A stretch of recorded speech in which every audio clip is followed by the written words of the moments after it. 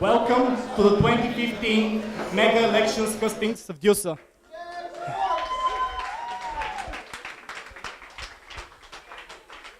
Tonight, we're going to have 17 candidates for 8 positions, and we're going to have for the 7 executive and 1 independent member of court. Just a little bit of introduction. This year is the first time we're going to have a vice president of representation for quite a long period of time. For this, I would like to thank President Ian McKinnon, who managed to do the pledge of his manifesto from last year. So applause for Ian. And he didn't even listen, there's applause.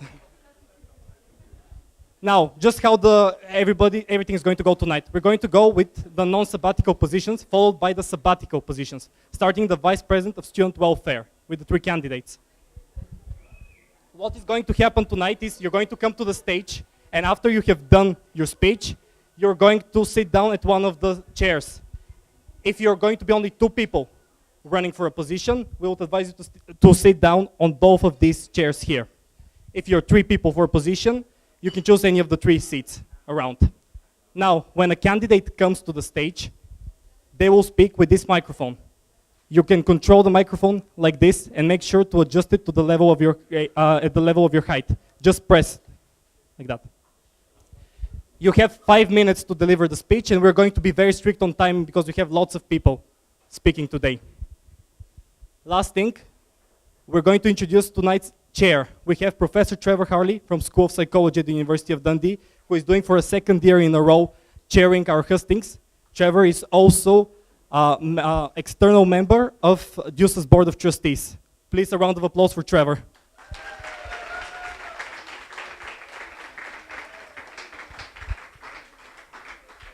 Last thing I would like to say tonight is just everybody have fun, keep it straight. For candidates, one last thing. I've already told you, but to give it to everyone who might not have this background information as you are going to have the 5-minute speech. After that, Trevor is going to ask each of the candidates 2 questions. And after that, each candidate has 1 question, which can be used either at all of the opponents or at only one of them. It's your decision to make. And after that, I'll be walking around the audience, and there will be a chance for questions from the audience. Without further ado, I'm heading back to Trevor. Thank you. This is on, you can hear me. I don't want to hang around too much with introductions because first of all, I've been on a train all day and it's been very grueling and I'm tired. And second, my iPhone has only got 41% charge left. And so the night will end automatically no matter where we are. Now, let's keep this as a good, clean fight, everybody. And I'm completely neutral. I want it to be known that I've got plenty of spare time, that I can represent you very nicely, and that I am available for only £50,000 per question if you want to buy me. The first post is for Vice President of Student Welfare, and there are 3 candidates. And the first, and I haven't been trained on the names because I thought it would be more interesting if I just had a go on them. So don't take it personally if I pronounce your name totally incorrectly. The first person is Tara Pakinraja.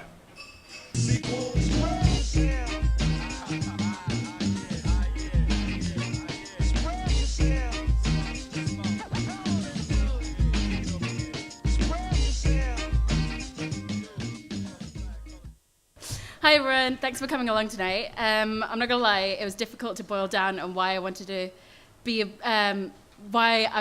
your Vice President of Student Welfare, but let's try. My name is Tara Pakinraja, or Tara.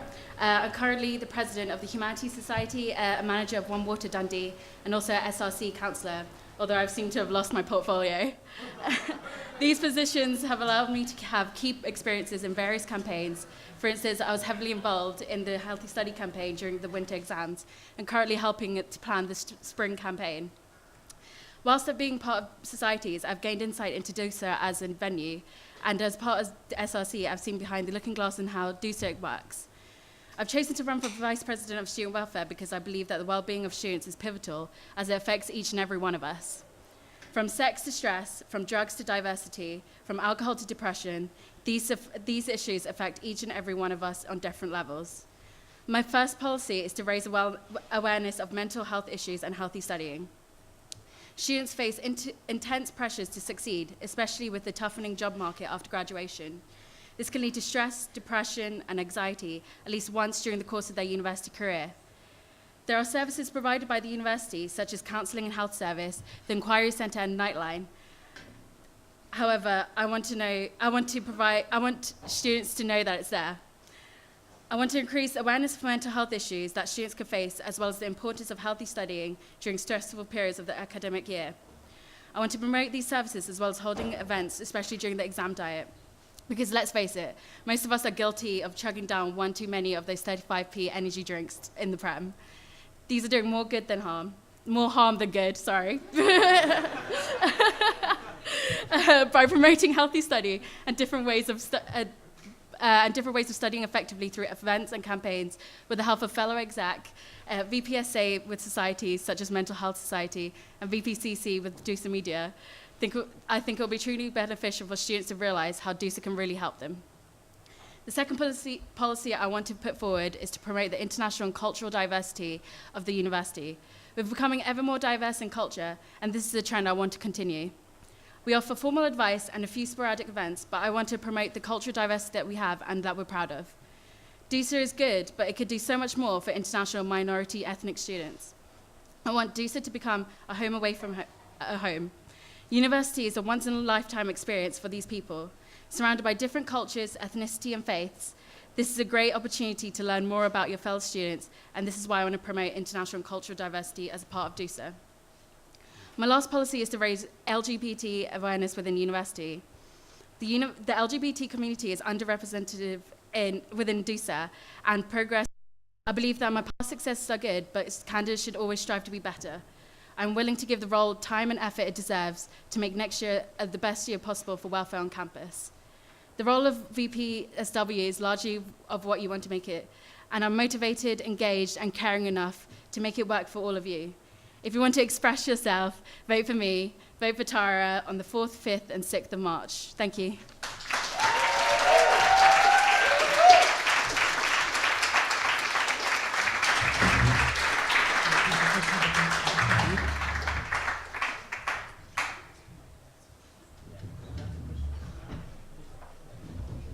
Sorry, I was just playing Candy Crush, everybody. It's all right now.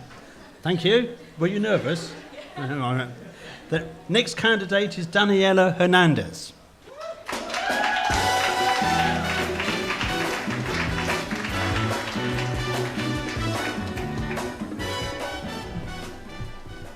Can I just say thank you for dancing? I want to dance.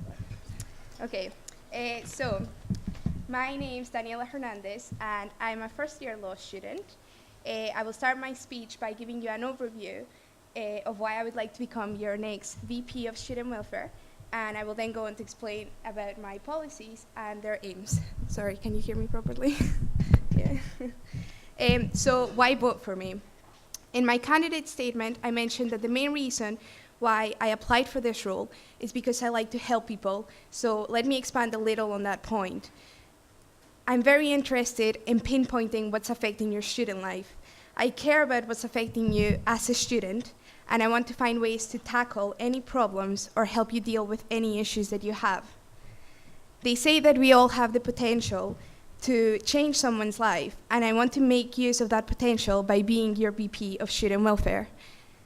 In a survey conducted by the National Union of Students Scotland, it was found that less than 20% of students were willing to approach the support services in their institutions.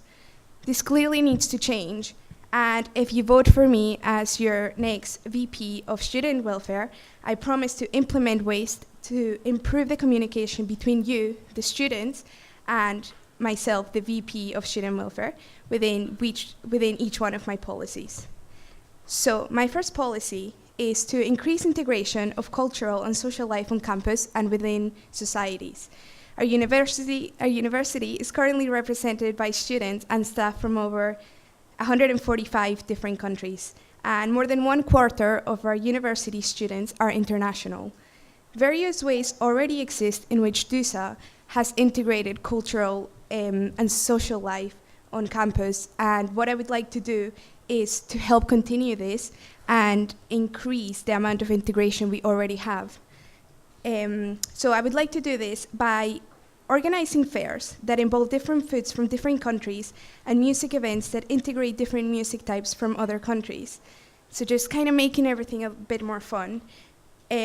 Moreover, I would like to get societies to work together to organize events to benefit their members and also non-members.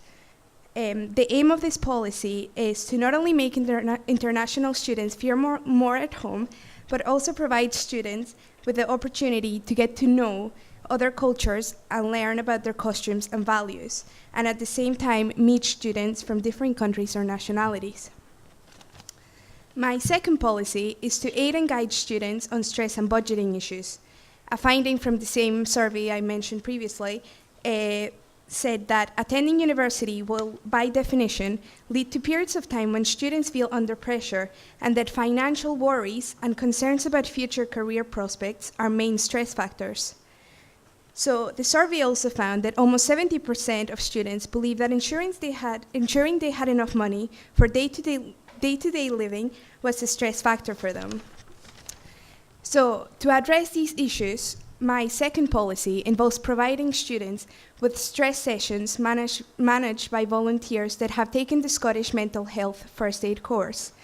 My aim for this will be to help students manage their stress levels, and I will also strongly promote these sessions around campus. I would also like to organize budgeting and financial advice on workshops. So I would most likely do this by contacting different bank branches and organizing conferences to provide students with money and budgeting and savings advice. Moreover, to promote what the university already provides. So help students find what kind of help they need, whether they just need budgeting help or financial aid. My third and last policy is to raise awareness on new issues identified by students. Another finding from the same survey says that only 11.3% of students go to their university students association for help about a problem they have. I understand that this policy is very general and open, and the reason for this is that I think every student is affected by different things. So I don't want to just concentrate on one important issue. I want to also raise awareness on others, as this is more equally representative. So the aim of this policy will be to knock down that barrier that's preventing students from coming forward with their problems. Also to raise awareness on any issues that students raise to me. If I am elected as your VP of Student Welfare, I will emphasize through my year as VP of Student Welfare that if something is affecting one student, it will most likely be affecting all of you, or most of you. I will also raise awareness as to how the university can help you and assist you on each issue. I know that sometimes it's not easy to talk about a problem you have to someone you don't know, as well as your family or friends, but I will emphasize this, that I will make it my personal aim to help each individual student in any way possible. And I would like to conclude my speech with this. If you elect me as your VP of Student Welfare, instead of using my skills and potential to only help my friends and acquaintances, I would like to broaden my horizons and use these to also help all DUSA students.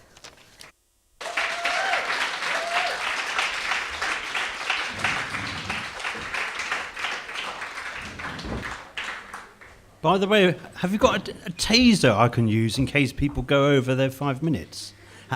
I want to prod people. Not that you've been over yet. The third candidate is Sophia Skefofilaka.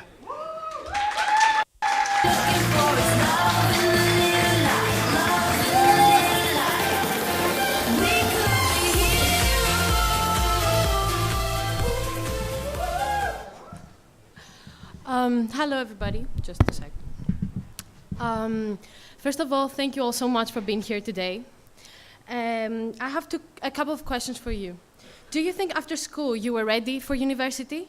And at the same time, do you think international students and LGBT communities get enough support, and do you get enough awareness? My name is Sofia Skefofilaka, and I'm running for the position of Vice President of Student Welfare. I'm a second-year international business student with marketing, and I'm from Greece.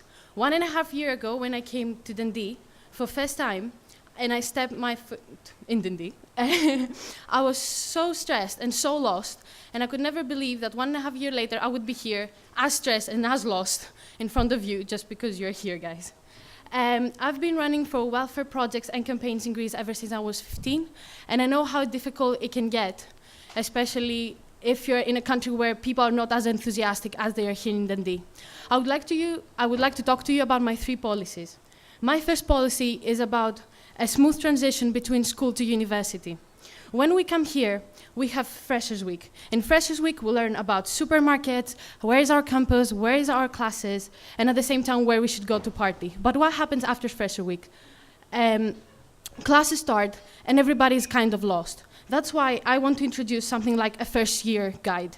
I know it sounds like this heavy book where it's at the end of the corner of your room and nobody ever reads. So forget the book, no book. I want a 30-day visual campaign using all the DUSA media to make videos, really short videos of issues that students have during first year, such as cooking, cash budgeting through our cash doctors that we have on campus, first aid, contacts, and LGBT awareness.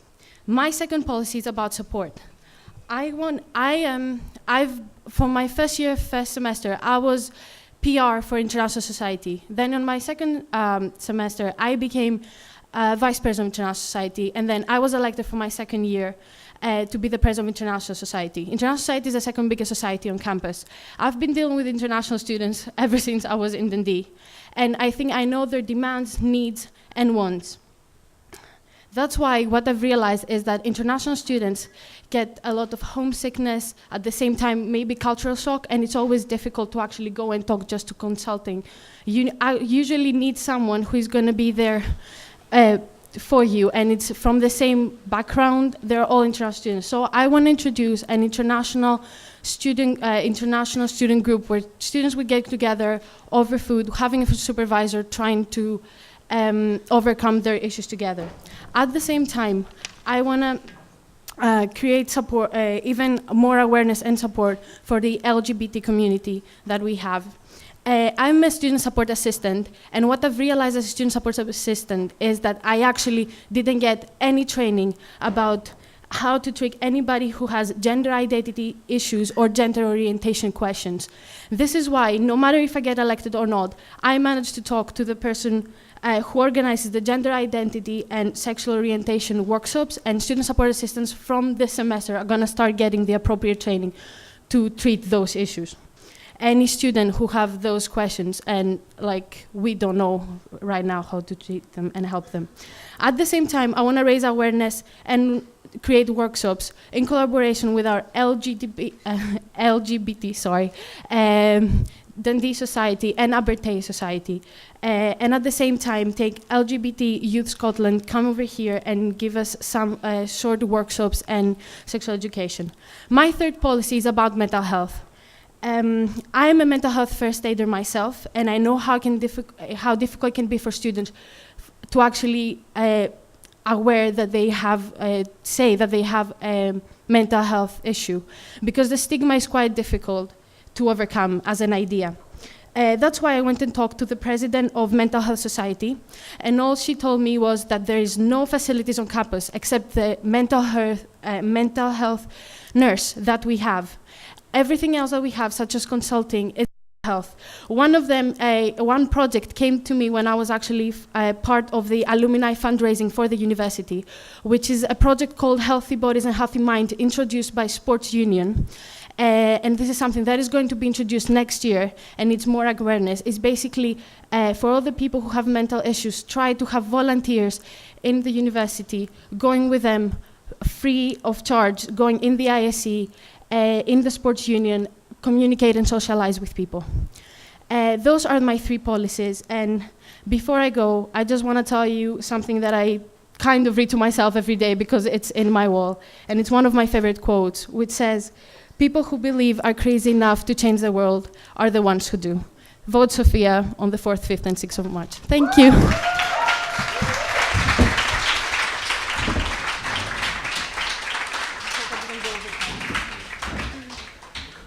I'd forgotten everyone gets a bit of groovy music before. I think if I were voting, I would vote on the grooviness of music.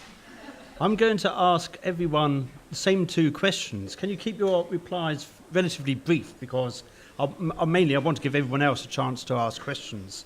So the first question is, what do you think is the single biggest challenge facing most students? Tara? I guess it's the stress of going through university life. There's many things happening all at once, especially when you leave home.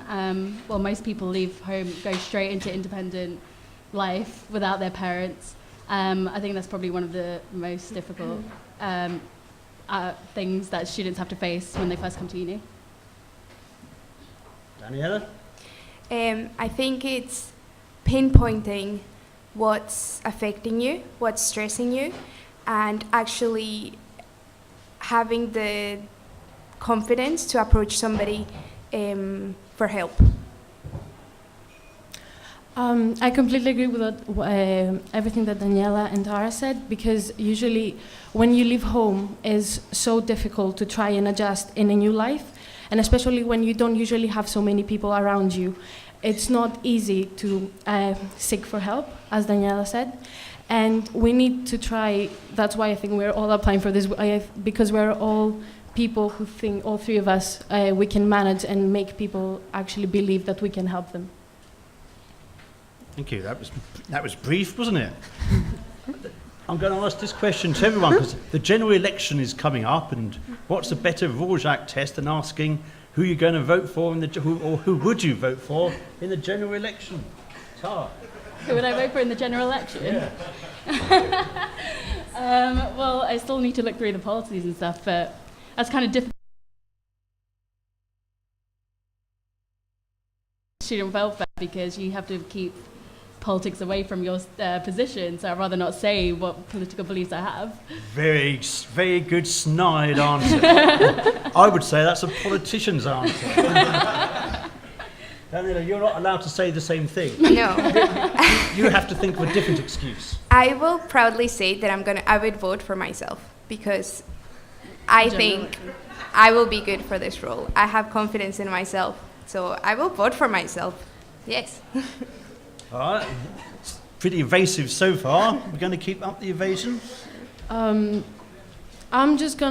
don't know, I wouldn't support anybody, because when you get in this position you need to be as neutral as possible, and I'm not gonna say exactly what Tara said, but the truth is I need to research more in order actually to have an idea of what I would go for.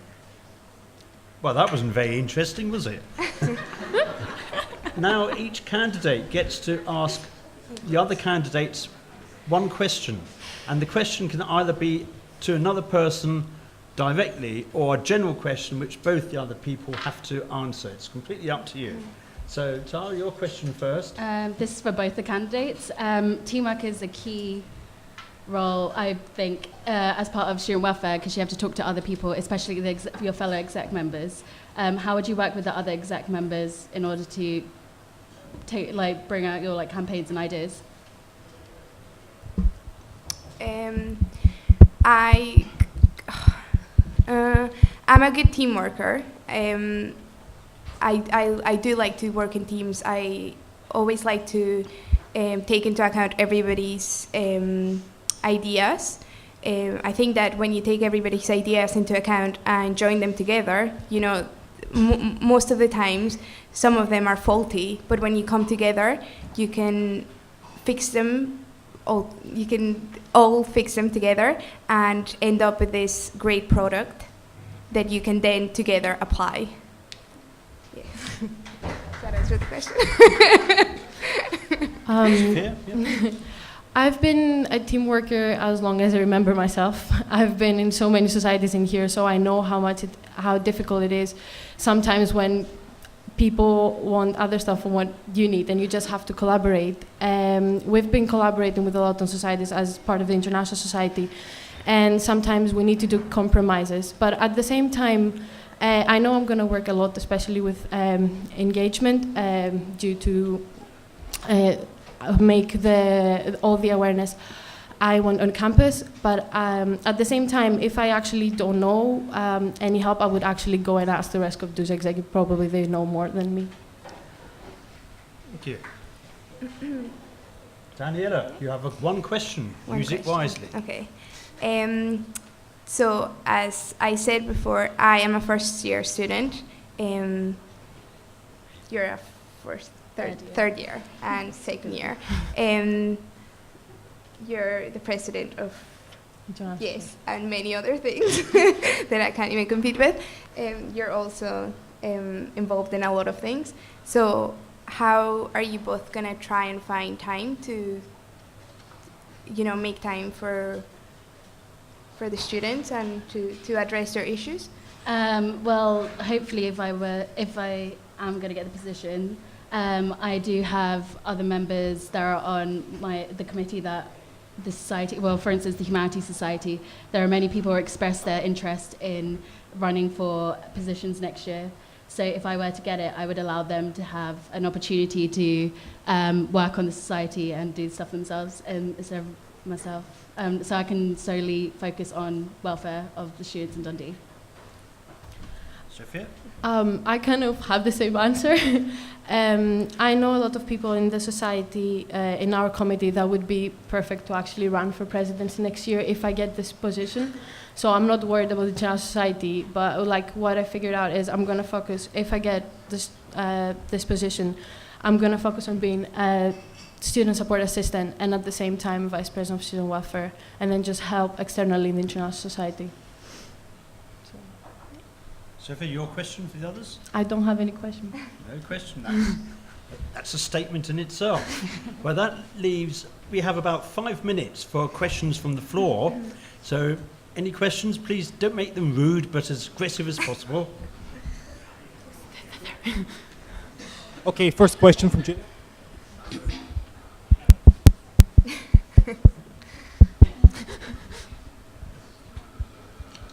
Hello?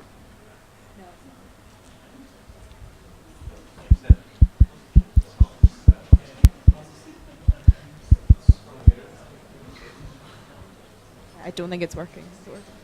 We seem to have a slight technical fault.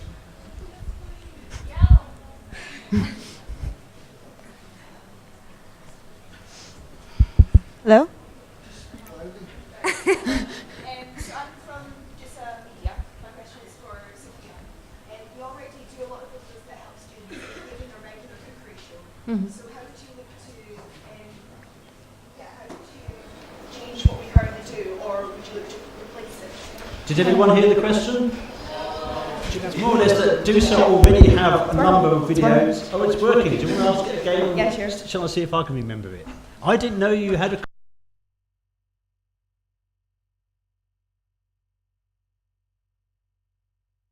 Our regular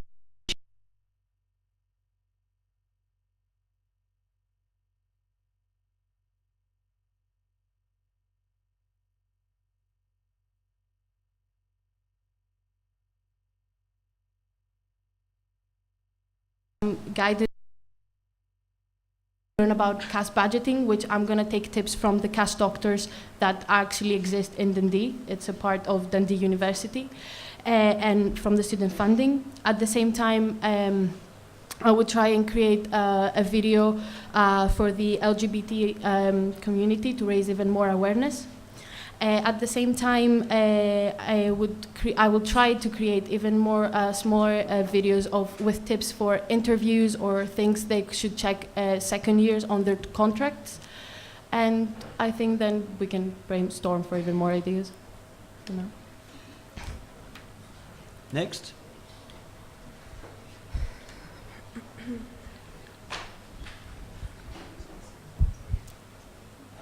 Hello. What have you done already that demonstrates your dedication and organisation for student welfare, and will you be building on this? Sorry, could you repeat the question? Yeah, what have you done already that demonstrates your devotion and organisation to student welfare, and will you be building on anything? Well, last year, as I mentioned, during the exam period, I helped out with the Healthy Study campaign. So during the library library 24 hours. They were giving out water bottles and warm water, and also the uni, the SRC counsellors helped out. I'm an SRC counsellor, helped out, and it was continuous. It was 1 week, non-stop, 24/7, giving out water and excuse me, fruit. And also giving helps and tips to students on how they can contribute, how they can have a healthy study, and so on. And hope to continue on that next year and promote healthy study throughout the year as well as during the exam diet. Yeah, that's me. Daniela? So, because I'm a first-year student, obviously I haven't had as many opportunities to go up for roles like that.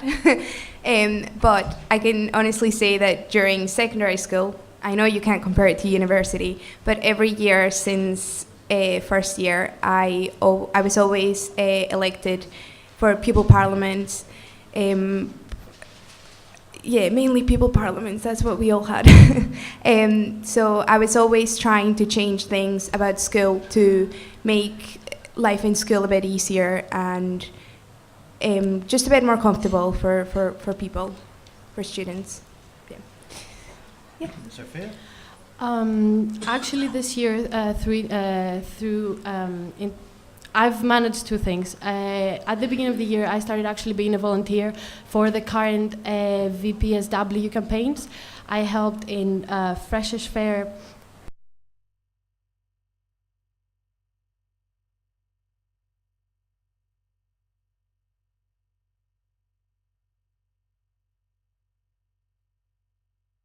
Hugs and campaign, which actually happened, and at the same time I had the idea of creating the Happiness Week, which was supported by the current VPSW, Elena, and the International Society, and it's actually the stress relief campaign which is going to run during the Easter for the May exams. So, thank you. One more question, if there is one. Yes, over here. Right, two more brief questions with brief answers. To be honest, I really wish you all the best equally. I think you all have great ideas. But I would like to ask, you all, as I said, you all have great ideas. If you don't get elected, would you be thinking about taking it forward without the position? And let's say for the LGBT workshops and stuff like that, would you be able to start these workshops without having the position? Would you go forward with this? If I didn't get the student welfare position, yeah, definitely. Especially, would I love to be an SRC counsellor again next year if I wasn't to get the student welfare position, and bring forward LGBT awareness and stuff like that, like through that medium. But ideally, student welfare should be looking into making these campaigns and awareness weeks and awareness campaigns. So. Yeah. Was that a general I think it's Never general. mind. Wait, am I? Was that a general question? Yeah? Oh, okay. Can you repeat the question as well? Sorry, that's what I was saying. If you all have great ideas, if you don't get elected, would you be Find other ways to... Yeah, would you find other ways to do it? Just go Okay. Yeah, of course. Yeah, as I said, I'm interested in making the student life, improving it, making it funner, motivating students. So yeah, of course, if I don't get elected to be VP of Student Welfare, I will go up for another role.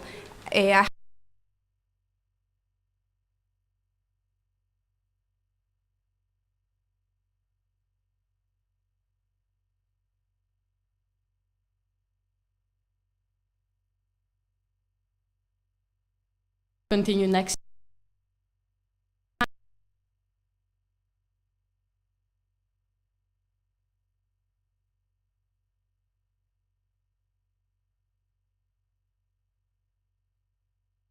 Sexual and questions and any other gender identity issues, and at the same time, if the person who is doing the works won't manage it, she's gonna actually personally train me, and I'm gonna be the one who give the training. So I will keep on trying to do the better for the welfare, anyways. Thank you. Final question. We have two from the last two VPSWs. Sorry. Two questions, one from the previous VPSW and the current one. You said no longer than 5 minutes for questions. You're breaking your own rules. See, this is how power corrupts.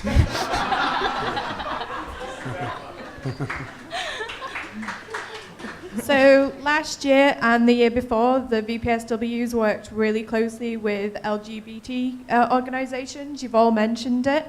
For example, I worked with Men Only Tayside, LGBT Scotland and Youth, and there was talk of introducing services that they offer, such as testing, things like that, on campus, and they ran campaigns constantly through the year, things like that. How are you guys going to continue that charity work with communities in Dundee and outside of Dundee, and also bring your own aspects onto those campaigns? Oh, so what was the question? So how am I going to contribute? How are you going to work with the charities like you Right. mentioned? Okay. And also bring your own campaigns to Right. Well, as I mentioned, I wanted to initially have a week of LGBT awareness. So I would ask, invite the organisations within Dundee, such as All Sorts and other services, and get them to come along to the campus and promote themselves, to be like, oh, look, guys, we're here. Even if you don't want to come into university to talk about it, you can go to them. And then throughout the year with DUSA Media, have articles or videos or even just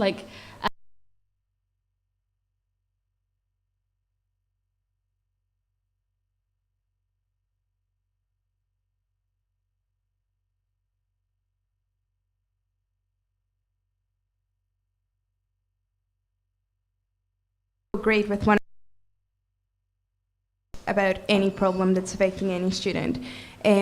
So what I would probably firstly do is ask a group of students that would be interested or that were being affected by this problem to join me alongside the charities, so we can kind of discuss how we can take them further. I mean, I don't have a lot of information about this just now, so I can't.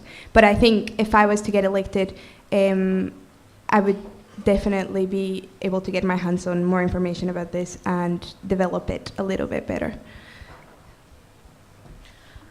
So if I get elected, first of all, I will try to raise awareness and ask all the LGBT groups and that we have in this community to start to come from the beginning of the year, from September, and start raising awareness, because it's not always helpful just for such a big community and such a big issue to start tackle it just from the beginning of the second semester. It would be actually really helpful if we start from the beginning. At the same time, I want to create even more workshops and education with youth LGBT,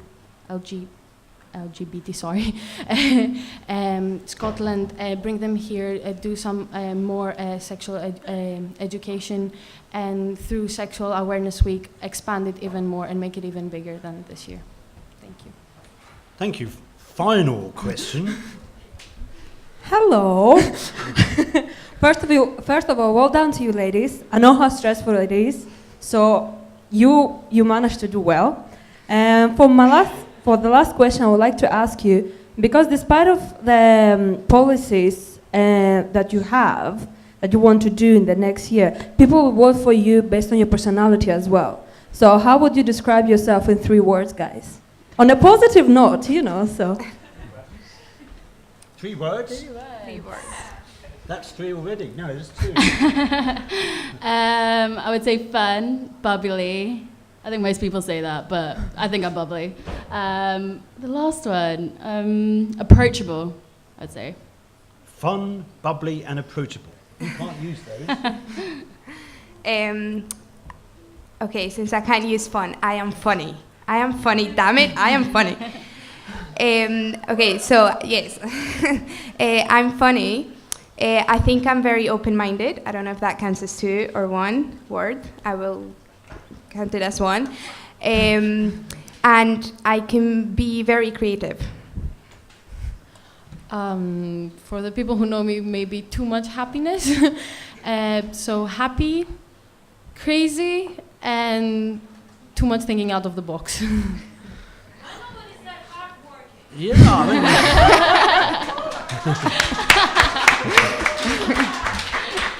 And why is everybody so happy? I mean, the three words that describe me, I think, are miserable, depressed, and bitter. But thank you. It takes...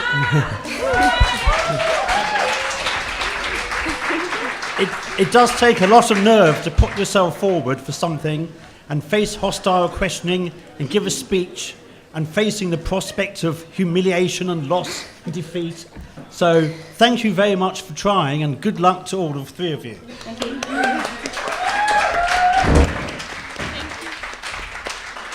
You okay there? Yeah.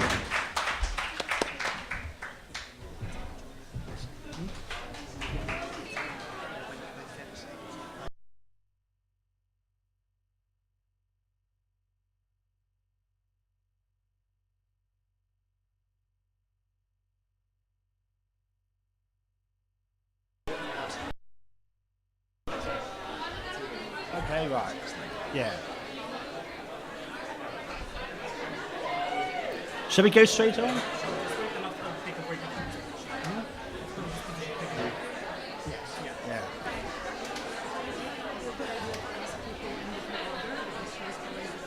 Yes, I was thinking that. Yeah.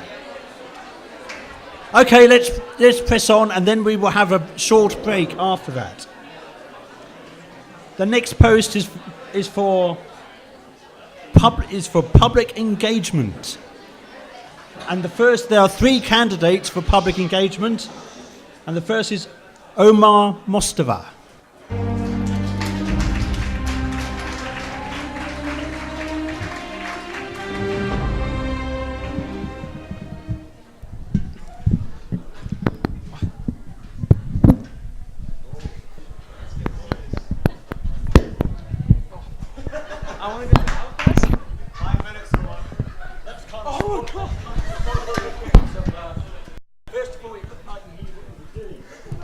You've lost that.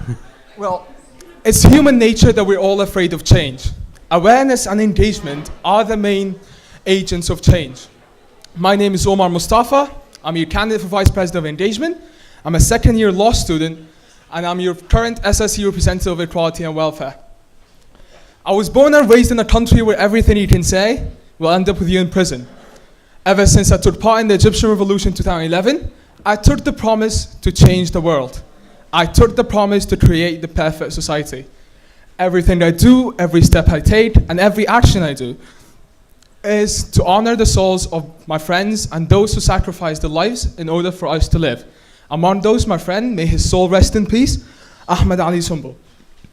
I believe students are the backbone of this society. Students are able to take us through dimensions that we have still not discovered. Therefore, there's a huge responsibility on our shoulders. And I believe in order for students to be able to fulfill their responsibilities and take the society forward, there are three necessary steps. These three steps are reflected in my principles.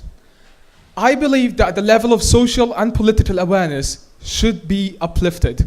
Whether you like it or not, whether you're interested or not, politics will affect your life, unfortunately.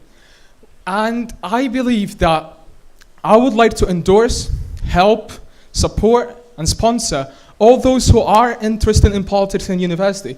We have great examples.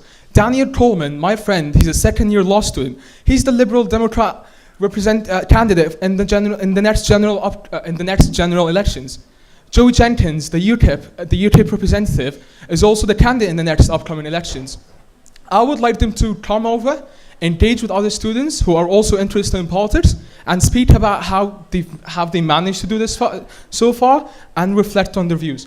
I would also like to continue on the great work of the current Vice President of Engagement, Joe Royce, and the previous President of Engagement, Stefan, and I would like to continue on the Aspire lectures. I would like to get speakers and students, both of them, to sit together and prepare lectures for others. On the other hand, social awareness.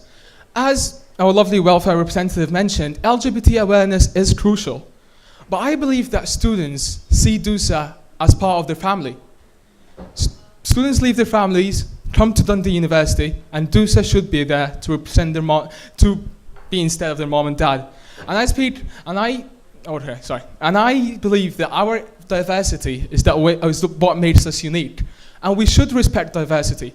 Therefore, I would like to educate all executive officers and current customer safety officers and raise the level of LGBT awareness. I would also like to continue on the work the current Honorary Secretary Tim Hustler and I started in the Zero Tolerance campaign. We've done so far so well, and I would like to take it forward. We need to demolish that blame culture. Once we uplift the level of social and political awareness required, it's necessary to facilitate the tools through which students can go on and individually campaign for their ideas. When I first got elected for SSE, I got approached by a couple of students who went down and asked, Omar, can you please campaign with us on behalf of us about that? At that time, I knew something was wrong. Why do you not go on and campaign for yourself? Why do you not go on and just express yourself? Learn something new. If you're not going to do it right now, then when will you ever do it? As all students, I'm not rich. I do not have money. And at the beginning of the year, I had a lot of ideas about campaigns. I wanted to go crazy to help people around the world, people in Africa, in Syria, in a lot of places. I did not have the money. I was never able to print posters. I can barely survive every week. And I would like students not to have this difficulty. Therefore, I would like to provide students with two things. First of all, campaign education or campaigning training. I've been responsible for a lot of campaign training back there in Egypt. I've been in a lot of campaigns against sexual harassment, against child abuse, for political awareness, for freedom awareness, and I would like to take it forward. So I would like to provide them with a lot of training for campaigning, how to go on, approach people, how to develop your idea, what skills do you need, and then go on and facilitate them with the simple tools they need. For example, printing posters. I would like to make a budget for individual campaigning. I already had a talk with the current VP SA, Douglas Schreiber, and he told me that it would be possible to create an individual campaigning budget just as the same for societies. Obviously, there will be safeguards in this budget so that it does not get abused and the posters do not offend other students, but it will be there. Once we uplift the level of social and political awareness required, and once every individual can facilitate his tool, once individual can individually campaign, then it's time for us to give back to society. It's time for us to give back to our community. Therefore, I would like to start that first. It's a fact. Do you know that Scotland has food banks? Do you know that there are homeless people in Scotland? It's a bit of a shame, isn't it? What I was thinking about, I wanted to start this group called Dundee in Action. This group mainly speaks about, it's two steps. First of all, sponsoring one of the homeless people, providing them with shelter, and then getting them a minimum wage job through which they can pay for their shelter and through which they can survive. If you ask me for the target, how many people do I target? One person. A life of a person is enough for me to change. A life of a person who can actually make a difference to society is enough. Thank you. Just last sentence? One sentence. One sentence? I believe that the moment we die is the moment we stop dreaming, and I'm not going to stop dreaming. I'm going to continue on and fight for who I am and fight for my ideas. Thank you a lot, guys. Thank you.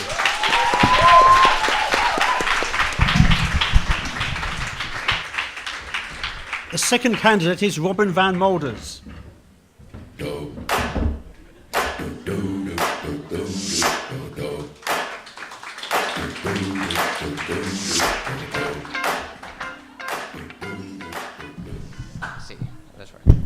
Can everybody hear me okay? Did you choose that music? Yes, I did.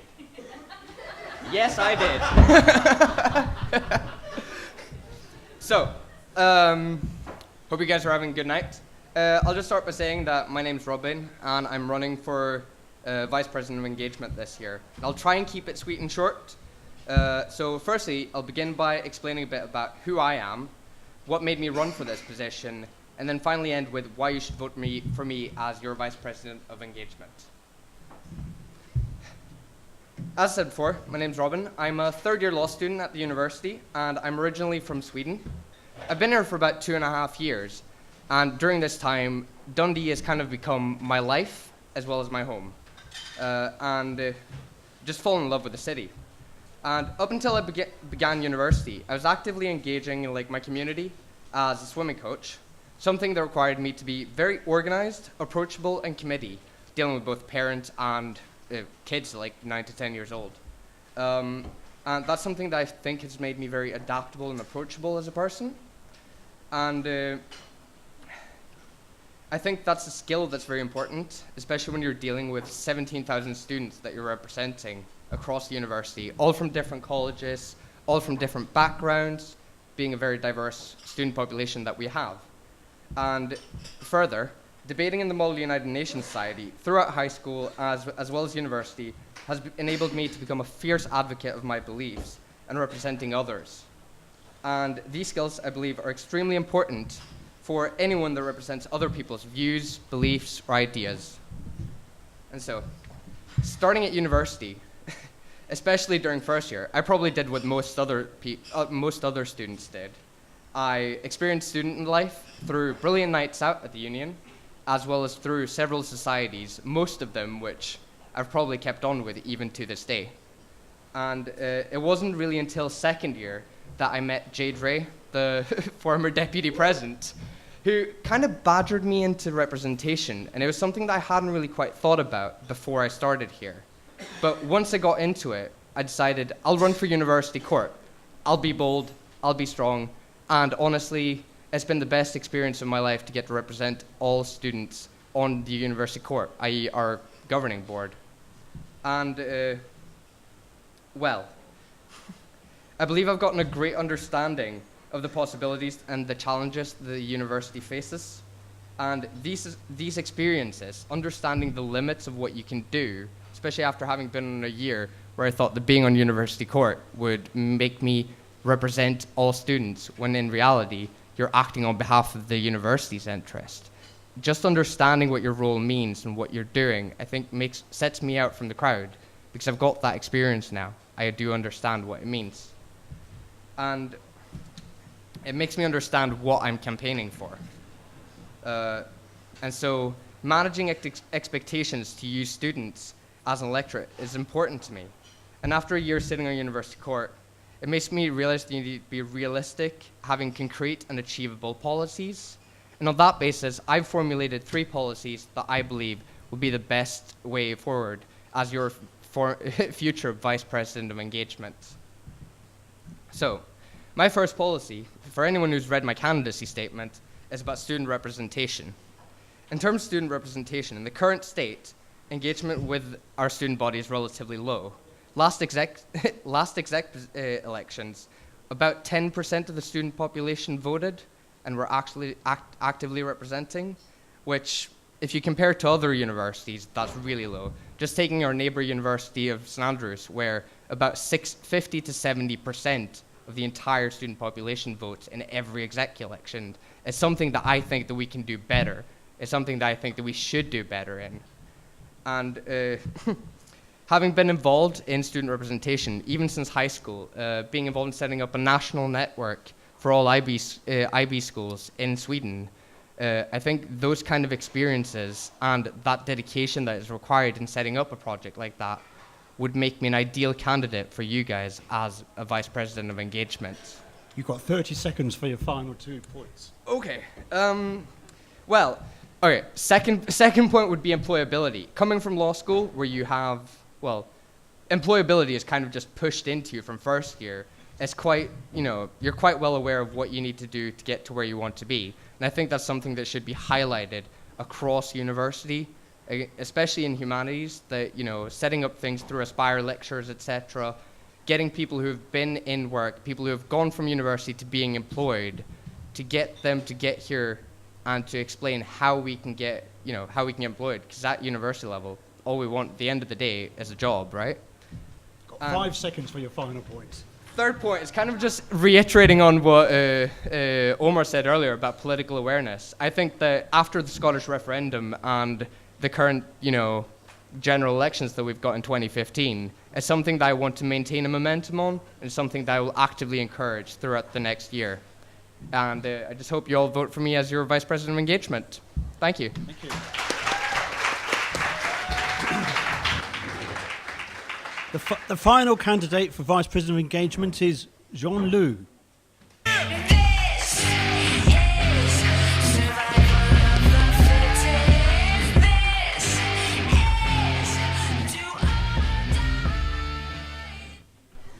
Hello everyone, my name is Xin Lu. At least that's the name I respond to here in this country. And I feel really privileged to be able to stand on this stage here tonight. Can we just all take a moment to appreciate the probability of event? What's the chance of me, 1 out of 1.4 billion Chinese citizens, to have decided to step out of my comfort zone and come to University of Dundee, out of all universities in the whole world, and to not be a bookworm, which is the gross stereotypization for Chinese students, and to be actively involved in campus, and to finally gather up enough courage to run for this position. Smaller than the chance of rain for tomorrow, I think. And my mom always liked to jokingly remind me that she's paying 10 times more for me to study here than if I were to stay in China. So I'm making the most out of this. In occasions like this, people like to talk about success. But I think failures deserve just as much credit. So here, I'm gonna be completely honest. I'm gonna tell you, I applied to be a general counselor to Camp America twice. I tried to start my own business and failed completely. And I applied for a position with the Enterprise Gym, was rejected. I applied to Morgan Stanley, got through 4 stages, and on the very last stage, I was told I'm put on the reserve list. But I've always been able to pick myself back up. I tell myself, get up, get dressed, keep going. Try another time, try a different way, just keep going. And I think it's this kind of drive and determination that makes a good student leader. And if you care to know, I applied for a 3rd time to Camp America as a secretary instead. And I got the job and changed to general counselor later. Thank you very much. And the reason why I want to run for this position is because I want to make a difference. It's so exciting to see ideas being put into reality here in this building for students, by students. For example, a steadier Wi-Fi connection, except for very rare occasions, and the housing and accommodation scheme, the salad bar and hot food on the 4th floor, and earlier release of exam timetables. It's this kind of power of actualizing visions that really appeals to me, that excites me, that motivates me. And I am a doer rather than a sayer. I've never been the bubbly cheerleader kind of popular kid on campus, but I always come across as a very genuine and very determined person who does what she says she would. My 3 policies: involve, evolve, empower. Involve is to promote flexibility in module choices, to help students who feel demotivated and not too driven to accomplish their academic coursework because their mom, their society, told them to choose science over fashion design. My 2nd policy, evolve, is to increase interaction between different interest groups. Now, the current DUSA committee has done a very good job. It's very easy to start a society, but these societies are kind of independently running their own things. For example, I attended a martial arts showcase. All 3 martial arts societies came together to put up a brilliant showcase, but that event really deserved more promotion and turnout than it actually received. And the 3rd one, empower. This is to provide students with greater networking opportunities with professionals and hence increase their employability. The Enterprise Gym is doing a great job in this, but it's kind of limited for business-minded students. So I'm hoping to invite speakers to give lecture talks and form a greater sense of alumni community to help students gain all the connection, all the help they need to increase their employability in the future. I said I'm a doer, and here are a few examples of things I've done. There have to be very brief examples, like 15 seconds worth of examples. Okay. Okay, one example is I put up a fundraiser here in this room without spending £1 of my society's money and raised £200 overnight. And I just want to finish by saying I've volunteered and worked in 4 continents. I'm always up to a new challenge. And if I can engage autistic children in Incremdile, if I can engage Swahili-speaking children in Kisumu, then I think I'm capable of engaging just about anyone. So vote Lu for VP of Engagement. Thank you very much. Thank you.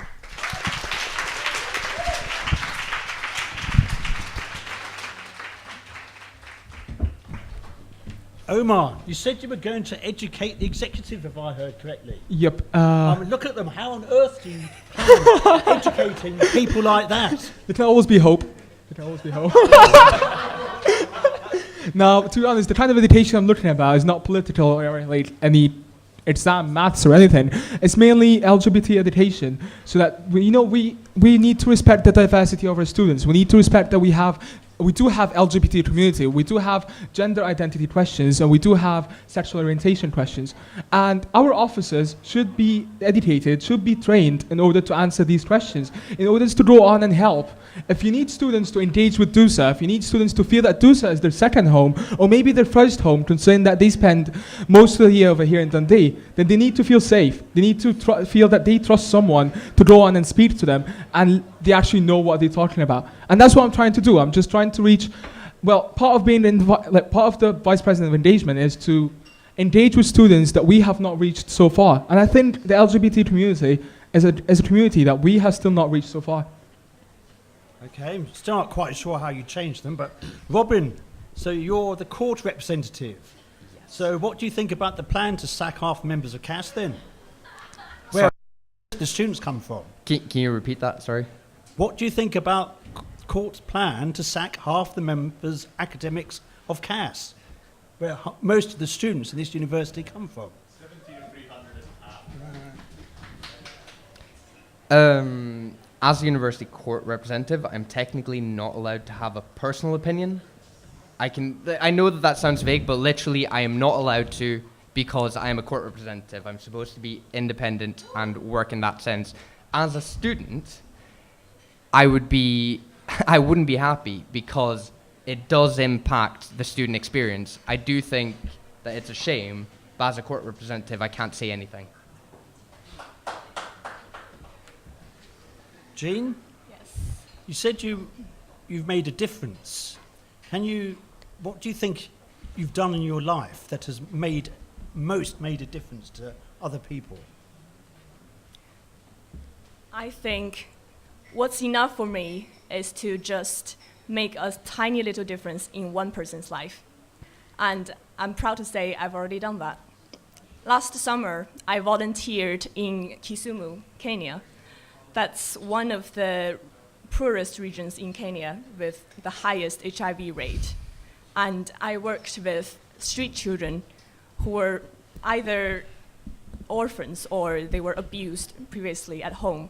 So they had to survive on their own on the streets. And the condition there was just heartbreaking. They don't have any source of income. They don't even have shoes. They have to walk around barefoot. And not to mention any spare money to buy something nice. They don't even have food. They have to carry on their day without the promise that they can have a bowl of rice the next day. And I worked with Hovik, a street shelter center for such children. And we provide them 3 meals a day, and an overnight shelter for them to stay over, and some lessons if they choose to. And when I was there, I was really shocked at how neglected this region is by the rest of the world. Sometimes I think if you pause the globe for a few seconds, Here we are, drinking, eating in fancy dresses, enjoying our lives, spending easily £15 on a meal. But if you turn to the other side of the globe, the kids in Kisumu, they are surviving on 50p a day. What we easily spend on one meal can last them for a whole week. Right. And okay, thank you. It's kind of heartbreaking to know the government is not really helping, and sometimes you feel powerless. You feel there's only that much you can do. But I'd like to say, if only you've made that little bit of difference, you've made a huge difference in one person's life, and that's enough for me. Sure. Thank you. So now you each get to ask one of the others or both the others one question. Let's start with Jean. Change the direction. Okay. I'd like to ask both Omar and Robin. You two are both very politically active. Would you be willing to sacrifice your political belief in order to fulfill the neutrality required for this position? Who starts? Should I go? While at university, I haven't necessarily been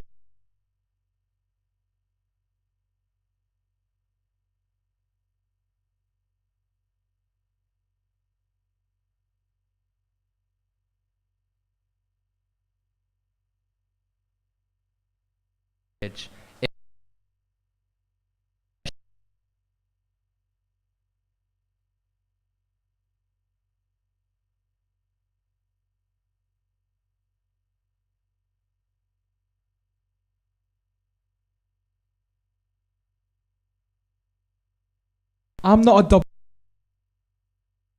should be treated equally.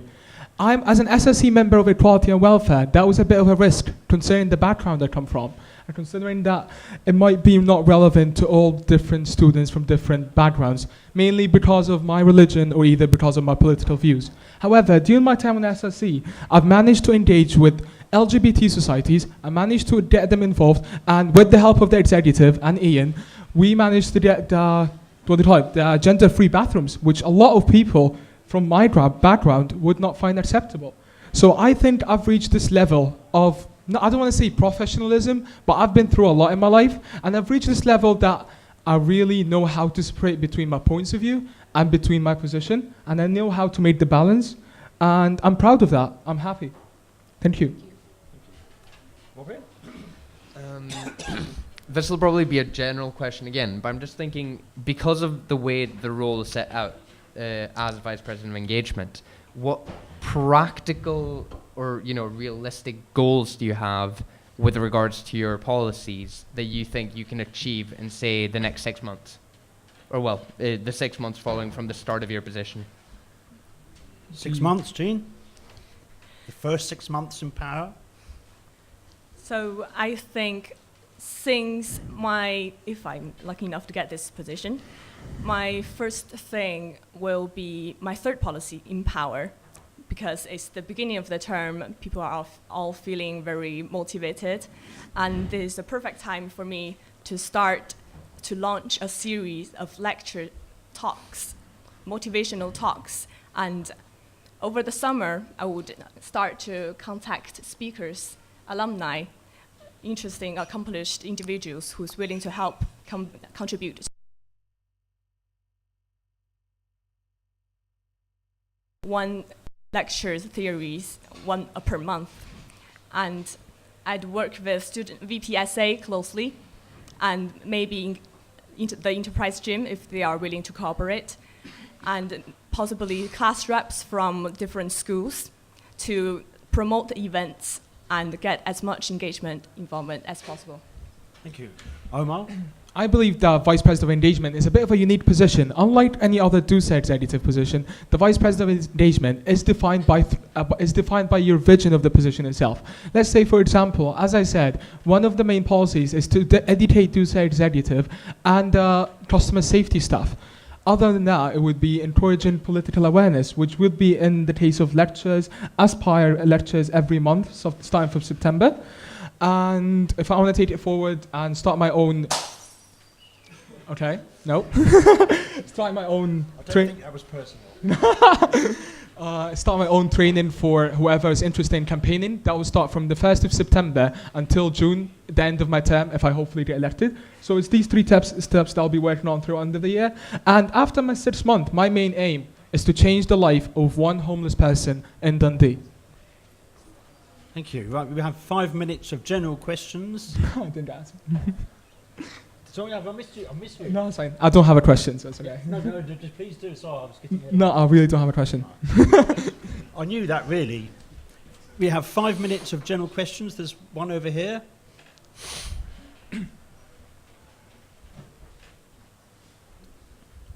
Hi. So engagement is undoubtedly a pivotal target in student politics. How do you believe you will improve engagement in grounded, realistic, and achievable ways?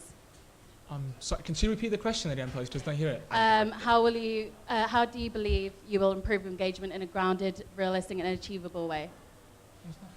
How do you believe? Sorry. How are you going to engage with students? Yeah. I was just going to ask for it. Yeah. So how are you going to engage with students? Is it directed Robin, to? you start. Oh, okay. In terms of engagement, I think as a startup, I think in terms of representation, as my main policy is, it'd be of engaging people in trying to get them to engage in the elections, for example, the SRC elections that we have starting in September, if I'm not mistaken. As well as just engaging with, class reps, making sure that the systems that we have in place are actually used actively to make sure that you can use the proper channels to get an input, get an influence on what is, wanting to be changed. We've seen that a lot during the last year with things that have been done, say the zero tolerance campaign, the new fine system for people who are behaving inappropriately within the union, etc., as well as the ban of drugs, for example. All of these campaigns are coming from students going through the proper channels, and that's something that I'd want to build on and improve to make sure that people are aware of this.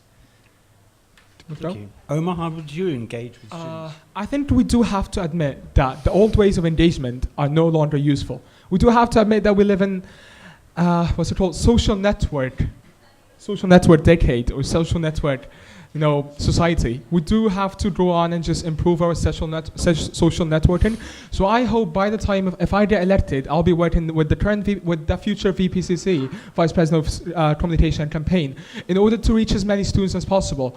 And actually, through my zero tolerance campaign that Tim and I have endorsed, we've managed to do that so far. Very good ideas and very good engagement. I would like to take that forward. For example, getting societies to sign a declaration for zero tolerance and to get all students to act collectively against sexual harassment and the blame culture. The blame culture? The blame culture. Right. Would you like me to just say a comment about the blame culture? Just a brief comment about it. Unfortunately, as you might not expect, we in Dundee University over here, we kind of do have the blame culture. I was speaking to a first year law student, which is supposed to have very good knowledge, and when I asked him, what happens when you go to the union? Do you feel that you are would you go on and do something that you would not accept? And he was like, the fact that a lady has dressed in this way, or she went in this way to this place, means that she's asking for it. And I found that at that time I knew there was something wrong, and I knew that this needs to be changed and it needs to be tackled. Yeah, I agree. Right. Jean, how would you? I'm an economics student, and I believe in the power of demand and supply. So before you want to do anything, you want to find out what people want to be done. So first step would be to find out what the students want to do. This can be done through SRC, campus surveys, or the class reps asking questions in their classes. And once we have a clear goal, we can set up our strategies. And this is when we can use two fronts. As Omar said, we're living in a technology 21st century. Online campaign can be very powerful, but at the same time, a personal touch has a great power still in this day. So on social media, anything you can think of, Facebook for the classes, and Twitter, and DUSA Media, DUSA TV, and in personal, on a more personal level, peer-to-peer talk, class reps, even tutors, year heads, and this is all the channels we can use to engage students for the causes that they feel strongly for. We have one there, and then we'll come to Kayla at the front. Yeah. Don't be shy. Hi, I really applaud everything you've said about engaging with students that feel ostracized or alienated, but I want to know if you have any concrete plans or ideas or goals on how you will deal with student-orientated enterprises. For example, there's Drive, which is one of the cycle social enterprises that is actually not making any money at the moment, and it's one of the best things on campus for students to get out. They have no way to petition the council to make more money and to have a cycle share. Do you have any idea how we're going to engage and go out with of the university instead of always looking in? Thank you.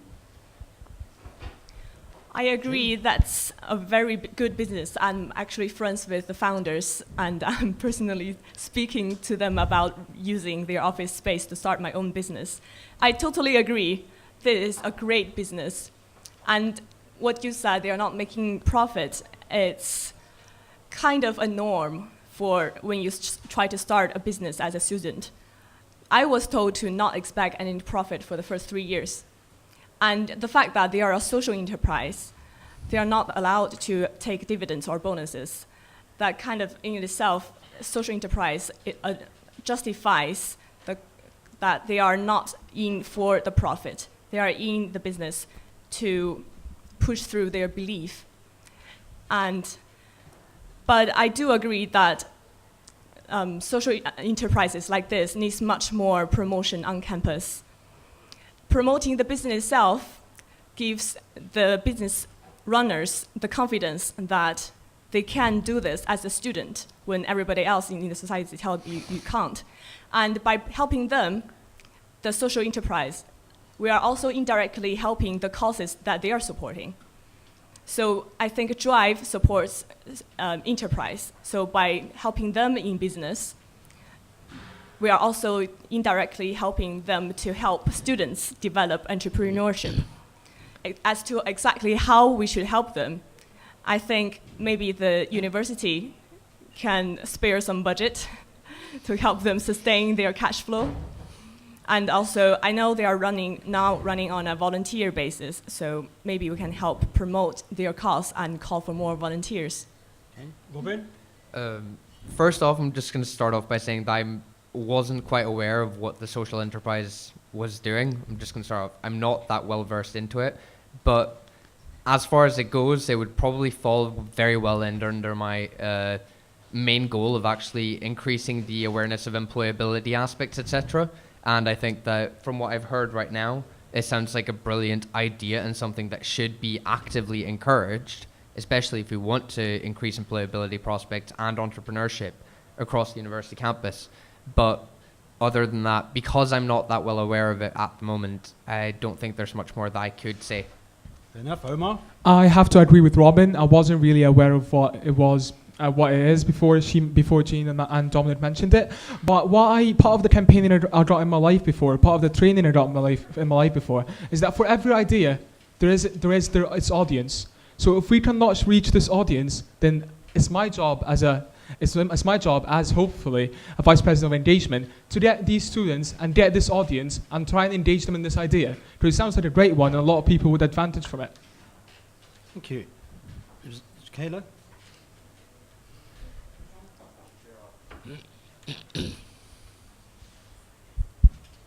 Omar, this is for you. He's a dealer. Hiya. How are you? Whilst it's important for society to be helpful to those in need, how would you justify using your role as VPE to help the homeless, given that the role is focused on engaging students? Can you repeat the last part, please? Yeah. How would you justify using the role of VPE to help the homeless, given that the role is focused on engaging students? Okay, when I got elected as an SSC member for Equality and Welfare, I sat with some of our friends, and we wanted to start this campaign to help homeless people.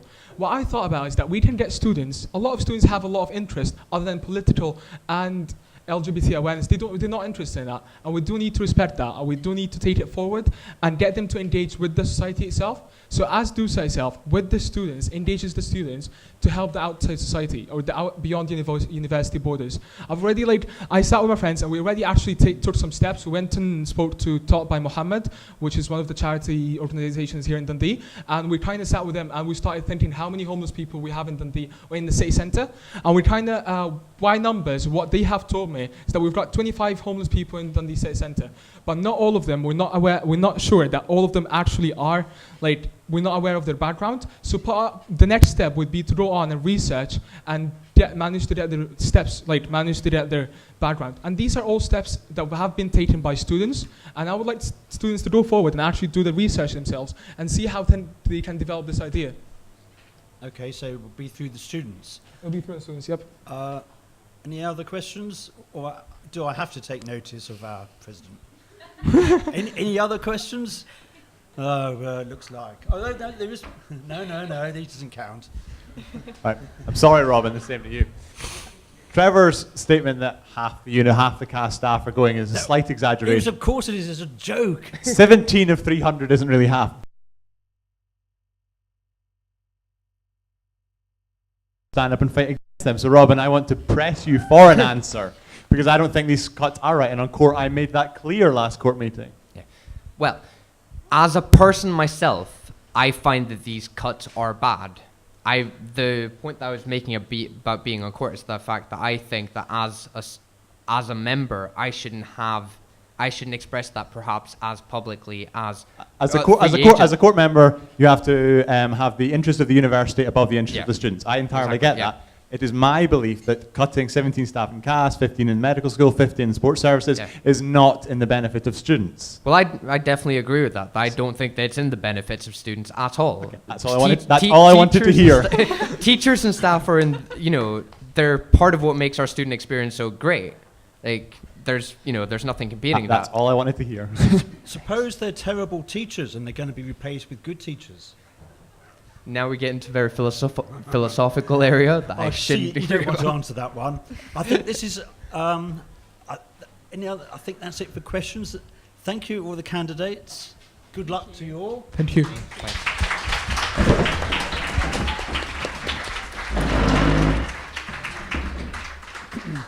I feel perpetually like I've forgotten something. I think it might be something to do with the very generous size of these vodka and limes you serve here.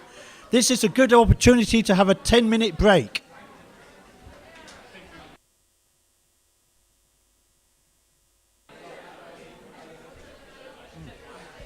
Okay, can we come back to our seats, please? The night is young, but I don't want to be here at 2 a.m. in the morning.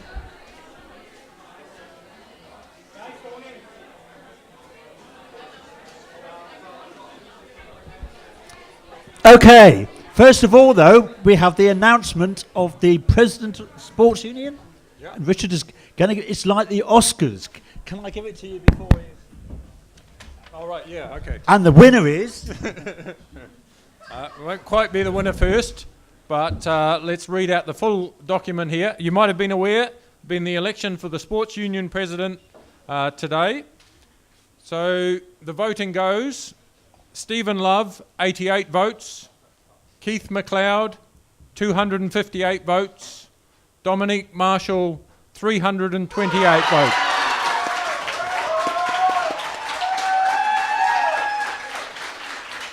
Come on, Dominic, let's Shake his hand. There were 3 spoiled votes. So I declare Dominique Marshall elected as President of the Sports Union for 2015-16. Thank you. You can have a 30-minute speech of thanks. Well done.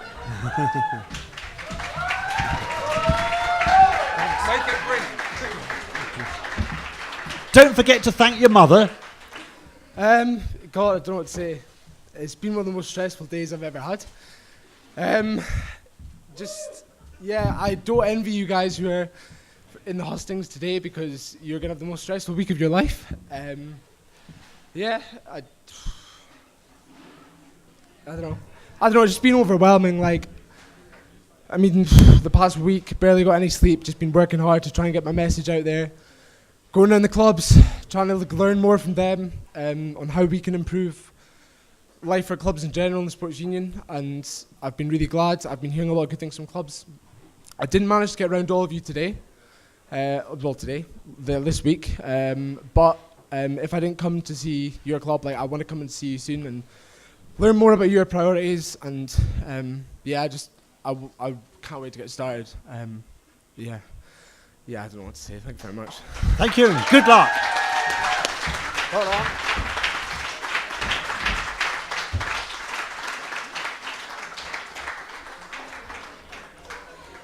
Right, let's get on.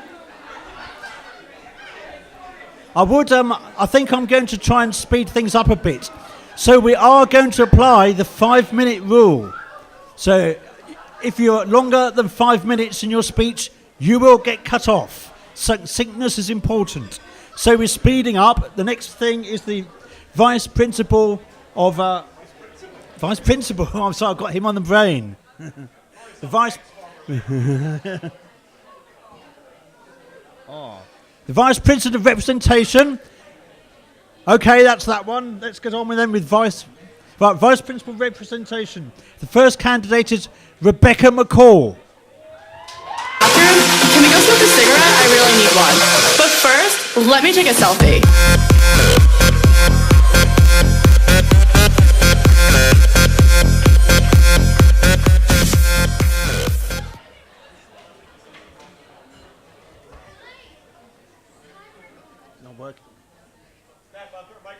You can put it down.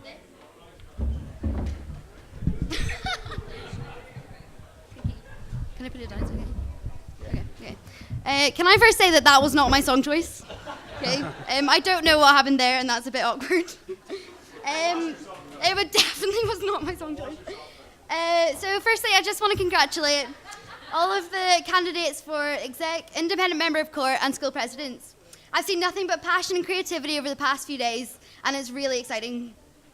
I was once told by the university rector, Brian Cox, when I was first elected as school president, it's a big job for a little girl. I can now tell you that this certainly was not the case. I am 5'0", but there's rarely a task that's set in front of me that I can't do. So who am I? I'm 22 years old. I'm from Northern Ireland. I moved to Dundee to study geography in 2011. My friends would call me larger than life, fun, driven, passionate, and my laughs can be heard from the other side of the library. So what have I got to offer? As I said, I was elected as School of Environment President in 2013, and again in March last year.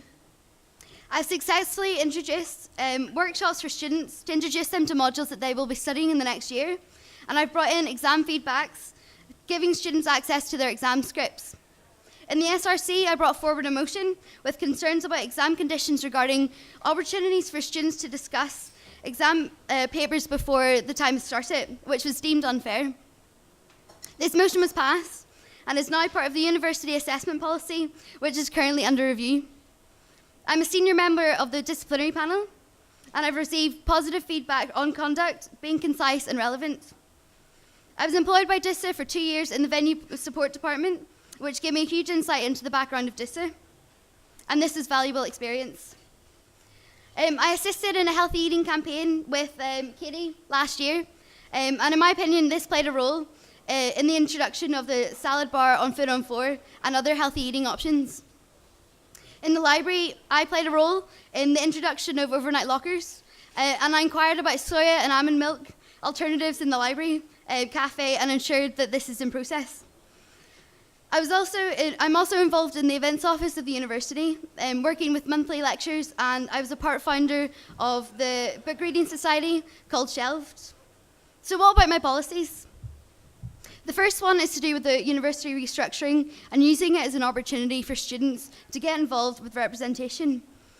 Whether you agree or disagree with the changes that are being made, this can be used to the advantages of students. The first work stream states that there will be 8 to 10 schools, but the details of this have not yet been released, and it's assumed that the schools will be joined together. In this case, schools may have 2 or more presidents for the remainder of the next academic year. I will work alongside with these school presidents and that are involved in this process and come up with ideas of improving involvement. This leads to my second policy, which I aim to reform nominations and elections of class rep and vice presidents. The system as it currently stands is not consistent across the university, where schools have different procedures.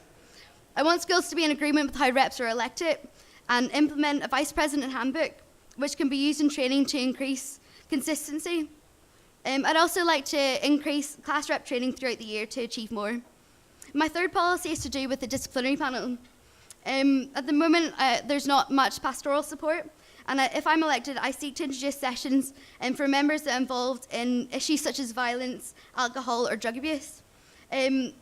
Therefore, I'd like to make sessions available for students to help with education about these issues. This will only be offered to members who have a clear issue that they themselves admit, and even if the panel speculates. Training for disciplinary panel members will also be regulated, and in order to be kept up to date with conduct or issues that may have risen within the panel.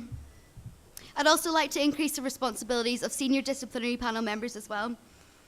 The work that the current honorary secretary has done this year in terms of being involved in customer safety and club nights is a task that I highly admire, and I want to continue this if I am elected, as well as increase campaigns for zero tolerance. Another aim is to introduce or work closely with the new VPE and VPCC to create a campaign around representation, which is much more than just SRC Engagement Week. I have an idea much like the customer safety documentary, in which the DUSA media team will focus on ideas such as a day in the life of a school president, class rep, SRC, or exec member. To conclude, what I want to say is I have a passion for students. I want to make changes through opportunity of leadership and innovation in the student body to allow DUSA and the university to reach its highest potential. Vote McCall for greater communication, student empowerment, and building connections. There's never a task that's too big for me. Vote McCall for VPR 2015. Thank you.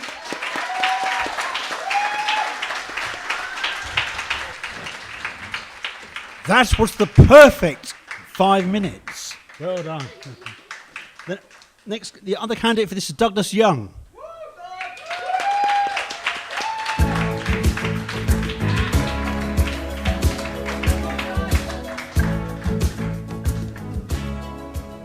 Right, what's the deal with this?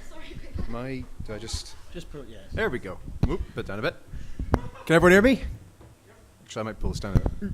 There we go. Okay, everyone. How are we all doing?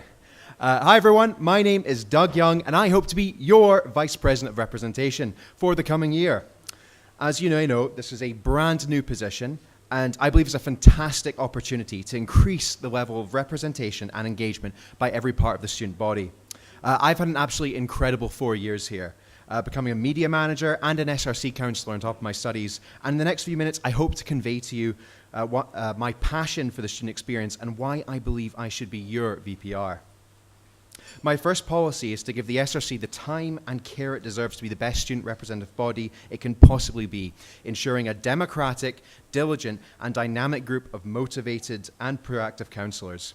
Even if I were to hold extensive motion writing workshops, complicated motions would still drag time and engagement away from the counsellors if they are not properly introduced.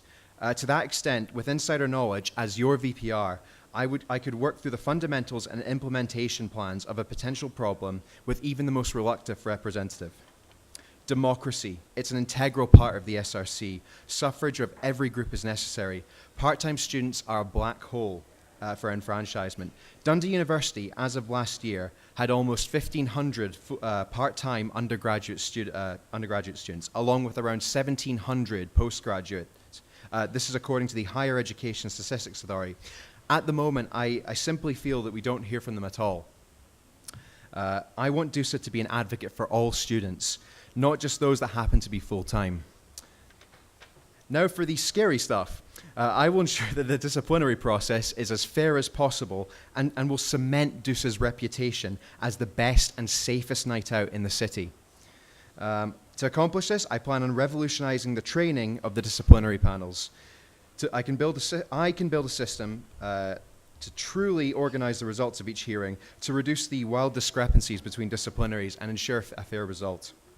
I want to make it clear that disciplinaries are there for student safety. Alcoholism and ignorance are obviously not an excuse for misbehavior, but I still feel that students deserve everything we can do for them in terms of support. More democracy. My final policy is to empower and strengthen class reps within the system as a whole. I will strive to ensure that the process of selecting class reps throughout the university is fair and democratic. I also hope to create a formal system of contact between class reps, school presidents, and relevant members of the SRC, so that concerns and proposals can be heard and acted on diligently. I also plan on working with the VPSA and societies reps to ensure that the concerns of societies are also being heard. Societies are groups of students with common interests. If we can truly represent reach and represent the societies, we will truly reach and represent the engaged student body. On that point, I am a major advocate for the elections themselves. This year we've had an incredible number of candidates for the exec elections, and I hope to improve this further by attending class and society meetings throughout the year to promote running for the student executive in order to diversify our range of candidates as much as possible. I will also push to advertise the SRC to incoming students in order to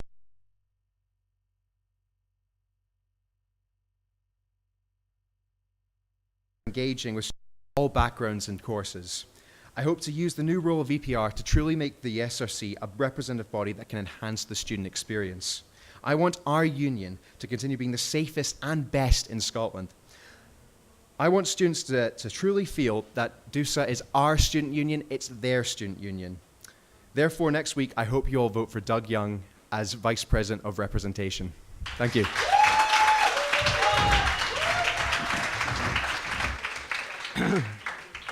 As you say, it is a new post, Vice President, representation, and I'm not really sure I have a clue what it means. What is it, and how is it distinct from all the other posts that seem to do with engagement of some sort? Doug? Right, it's a brand new position. It takes the election aspects from the Deputy President's job, as well as the representative aspects of the Honorary Secretary's job. So that's things like overseeing the SRC. So essentially, it's responsible for... Sorry. Apologies, everyone. Should I start again? Yeah. It's a brand new position. It takes parts of the Deputy President's job to do with the elections, so the Deputy President can focus on academic issues. It also takes the representative aspects from the Honorary Secretary's job as well. So that's the overseeing the SRC, as well as running disciplinaries. So it's in my opinion, it's a position that's been needed for some time. And I think it's fantastic that it's a full-time sabbatical position. Rebecca, why do you think it's worth having as a new post? I think it's something that has been lacking, as Doug says, in the executive. I think that not only is it to do with the union, but it's also to do with the representation around the university. It's about bringing us all together and making sure that we can all sort of sing from the same hymn sheets. And it's also important to make sure that students understand who is representing them, and also what support is there for them if they need it.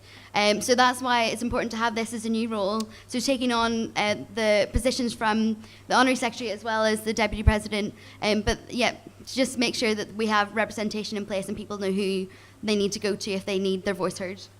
Okay. There's only two of you. Do either of you have a burning issue to ask the other person directly? I don't know, actually. To be honest, like a lot of what Rebecca said, I actually agree with. So that's so funny. Like okay. I've talked to so many people, and they've just said like you're what we both say is like, pretty much the same. Okay, so they like each other. I think I'm on blind date or something. I think I'd better leave it to the floor to ask questions to distinguish them. So he's keen to ask a question, and no one else has got their hand up, so I suppose we must. Hello. So this year I've started being here at night every Tuesday, Friday, Saturday. Both of you have come up and asked, do you think I should continue that? And I both said, yes, please do. But obviously, considering this role is going to be huge in terms of elections and running representation structures in the university in general, how do you think you can actually maintain continuing that trend of being here every Tuesday, Friday, and Saturday? Well, go ahead. Like I said, I was on the venue support team in DUSA for 2 years. I had to stop with my job in December just with my dissertation work. So I am fully aware of what is needed in terms of nighttime staff. And I've worked with Tim and I've seen Tim about, so I know exactly what he does and what is needed, and with the guys down in the security office. But in terms of striking a balance between nighttime staff as well as being needed here in the office during the daytime, it's important not to burn yourself out. So as a suggestion, I would say, I don't think it's possible to do all 3 nights during the week. If you find yourself, if I find myself starting to get a bit drained, then I would obviously take consideration as to what night is the most important to be there and to be available for customer safety and for the staff. Doug? Well, it's one of the reasons I think it's great this post is a sabbatical post, because it means whoever's filling the role can devote their full time to it. So I certainly, like Rebecca said, I think it is important to concentrate, for example, on big nights. So St. Patrick's, that's an obvious one.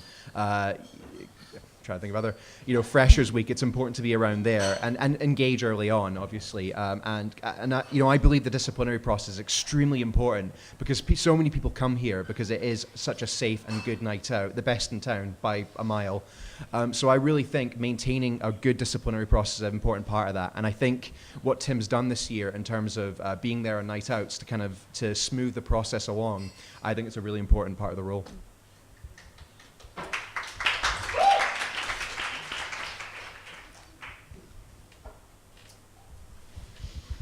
So everyone in this room is probably the easiest audience you will ever have to engage as an exec member or any politics on campus.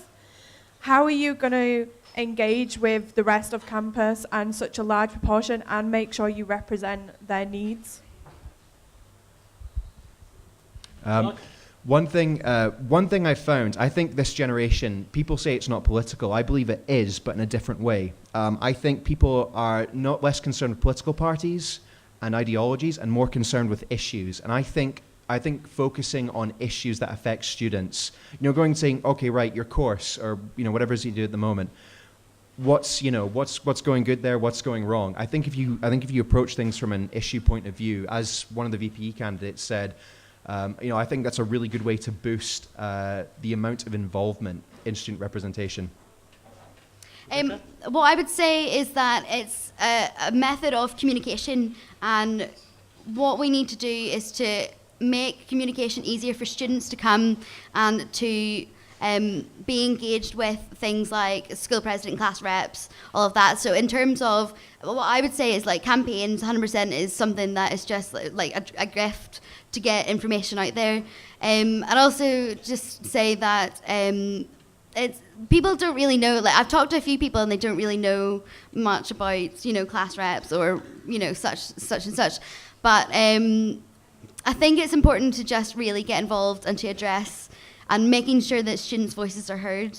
And if they see things that are being done and they are being followed through and they see the improvements of an issue, or they've seen that, what they have said has been listened to, then that's whenever we can start to build trust with students. So it's important to always follow through on what you're going to say. Thank you. I think there's one final question over there. Yeah. Hi. Societies and media are both shortcuts for representation you've mentioned. Are there any campaigns you have been involved in or can improve on as opportunities to incorporate this and therefore improve the engagement with student politics? Well, as an SRC councillor this year, I've been involved with for example, the Healthy Study campaign. That was a massive success, which you yourself were involved with. and others in this room, indeed. We're repeating it again this year. It was a huge success. We managed to distribute thousands of bottles of water, and I think the most important thing was chatting to students. That was it was an excellent opportunity to do so because everyone's in the library over that period. Everyone's there for long periods of time, getting a bit tired, getting a bit restless, and I think the fact that this campaign was there to chat to people, I was really happy to be involved in that from the beginning. Rebecca? Well, I've been involved in 2 campaigns for school presidents. The first one, I was contested to an extent, but then the girl actually found out she wasn't even in my school.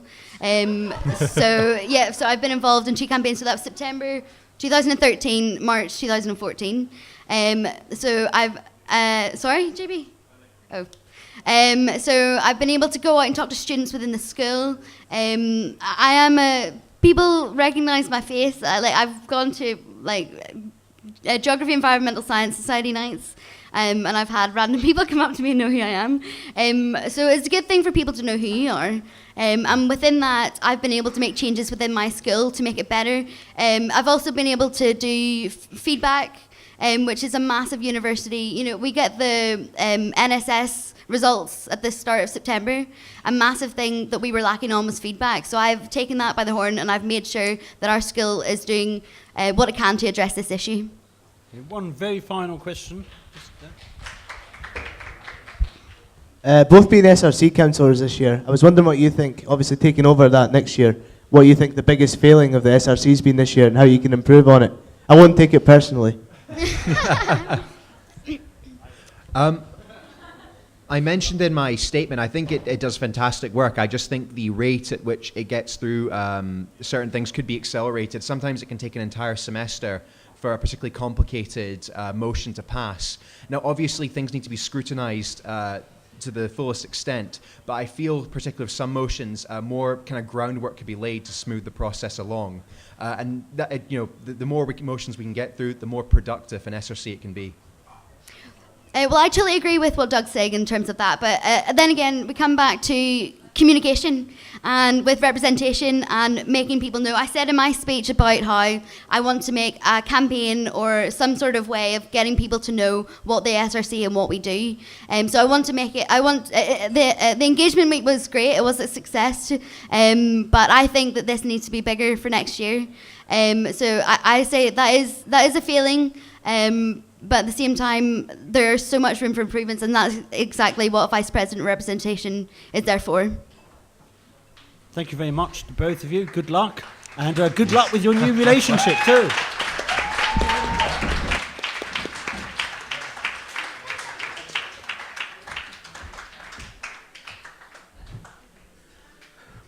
We have 3 candidates for the post of Students' Activities. The first one is Indre Ubenovicite. Is that good? After you go to the bathroom, can we go smoke a cigarette? I really need one. But first, let me take a selfie. Was I close enough with your name? Very close, well done. So first things, I think you should firstly learn about hopefully a future VPSA. So hi, my name is Indre Urbanovic, and I'm running for VPSA. It's nice to see you all from a bit different angle. I lovely changed since I spent countless and countless of hours capturing the moments. Most of the Saturdays, Tuesdays, charity campaigns, fundraisers, balls, awards, dinners, Kaylee's graduation, and of course, Freshers Week. You name it. For well over 2 years, I've been a photographer on most of DUSA's and university's events. This allowed me to get to know the commercial side of DUSA inside out, not just passively watch the life in there. But that's just commercial side. Joining a newly established and small swing dance society, I was able to contribute its growth to and change beyond recognition. Being in society's funding council and RAC committee gives me an opportunity to experience firsthand how active other societies are and see the hard work resulting in more donations year after year. In one of the open days when I was student ambassador running around campus with a bunch of potential students, I got asked, is there actually anything you don't do for this university? Well, it's all about living to the fullest, being open, being approachable, being everywhere. And I had amazing experience here in the past 3.5 years, and I want others to have a similar, amazing, or even better experience. It's time to step forward from behind the camera. So now on to my policies. Firstly, thousands of students applying for roles in the job market after graduation have that 2-1 or first required pretty much by every single employer. Therefore, you need to stand out. Extracurricular activities is one of the best ways to do so. It's also so much fun. I want to raise awareness of all opportunities available and how these can put some words on your CV under the skills section, as well as, and more importantly, on your undocumented CV, as is your personality. In other words, I want to provide you with an answer to that dreaded, so tell me about the time when interview question. Secondly, DUSA has done a tremendous job raising awareness of raising and giving. However, we still have a very long way to go. By supporting committee in finding new opportunities, promoting campaigns and achievements of all student-supported charities, and furthering the success of continuous events throughout the year, we could get closer and closer to those thousands of hundreds pounds that are collected in other universities. RAG has come a very long way to our university, and I want it to continue growing. At the end of the day, the feeling of doing good, giving back to the community, and improving someone else's life, it's not that difficult, and a very rewarding thing to do. Lastly, our societies and clubs do amazing things, finding new hidden talents or participated in political and charitable activities. Are only a few of them. And there is no such thing as too much publicity. I want a stronger web and social media presence for our current societies, achieved by the training providing them. This would help to attract more prospective students, which later would lead to successful freshers fair. My experience at the commercial side of DUSA would help lobby the commercial department for more attention to pastoral causes. With the help of a developed banking and booking systems, I will work hard with society's coordinator to ensure that societies can run smoothly, efficiently, and always receive help when needed. The university itself is not just fun or just serious. Combining the two gives the best result, and I want to make sure the students have opportunity to experience it. I will listen and respond to feedback and go above and beyond to provide the best student experience during your time at the University of Dundee. Thank you.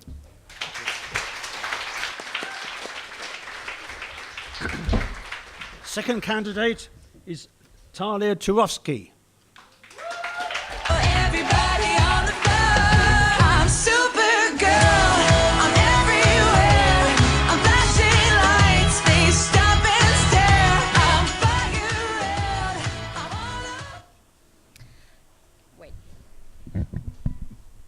Can you guys hear me?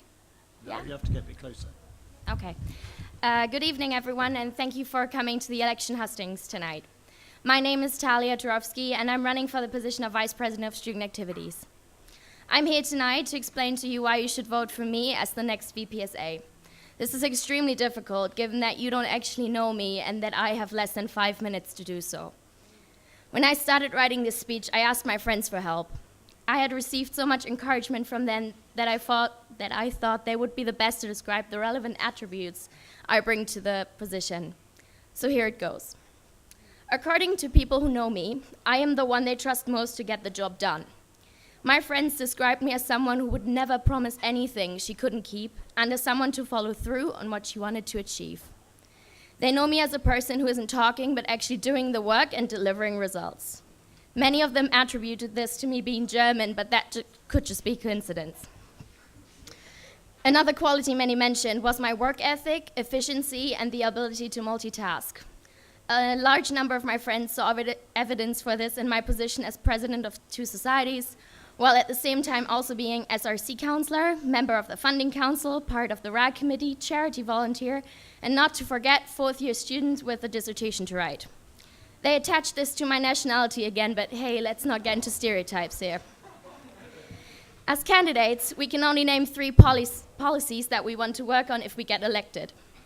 If you are one of the model students and you've read my candidate statement, you will have noticed it's not mentioning anything about radical change. That is because I firmly believe the current VPSA has done a great job, and I want to continue in his footsteps.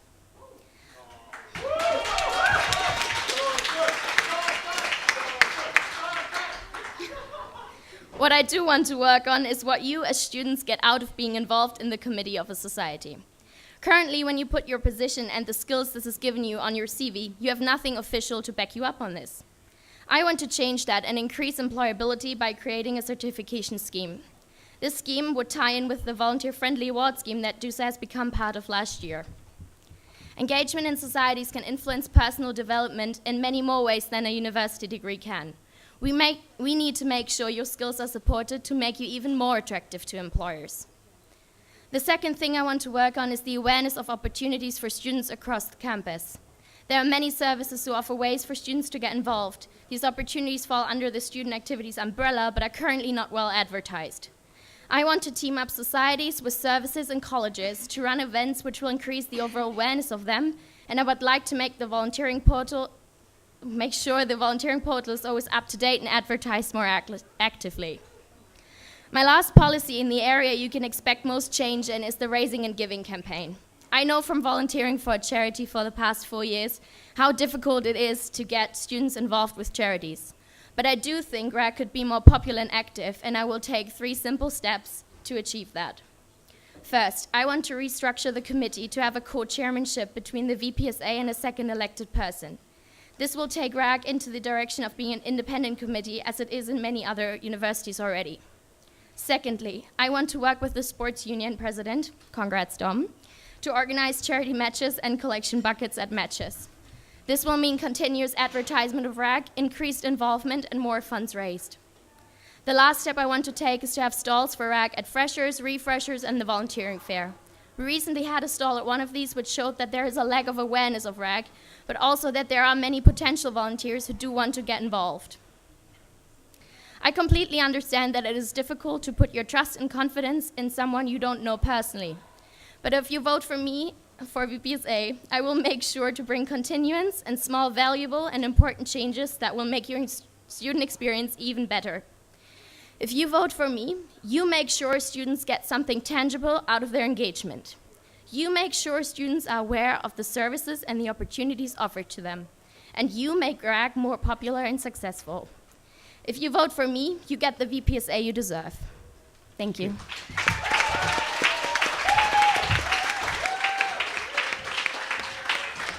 The final candidate is William Nimmo. The batteries. If you gave me a chance, I would take it. It's a shot in the dark, but I'll make it. Hi everyone. So my name is William Nimmo, running for your VPSA this year.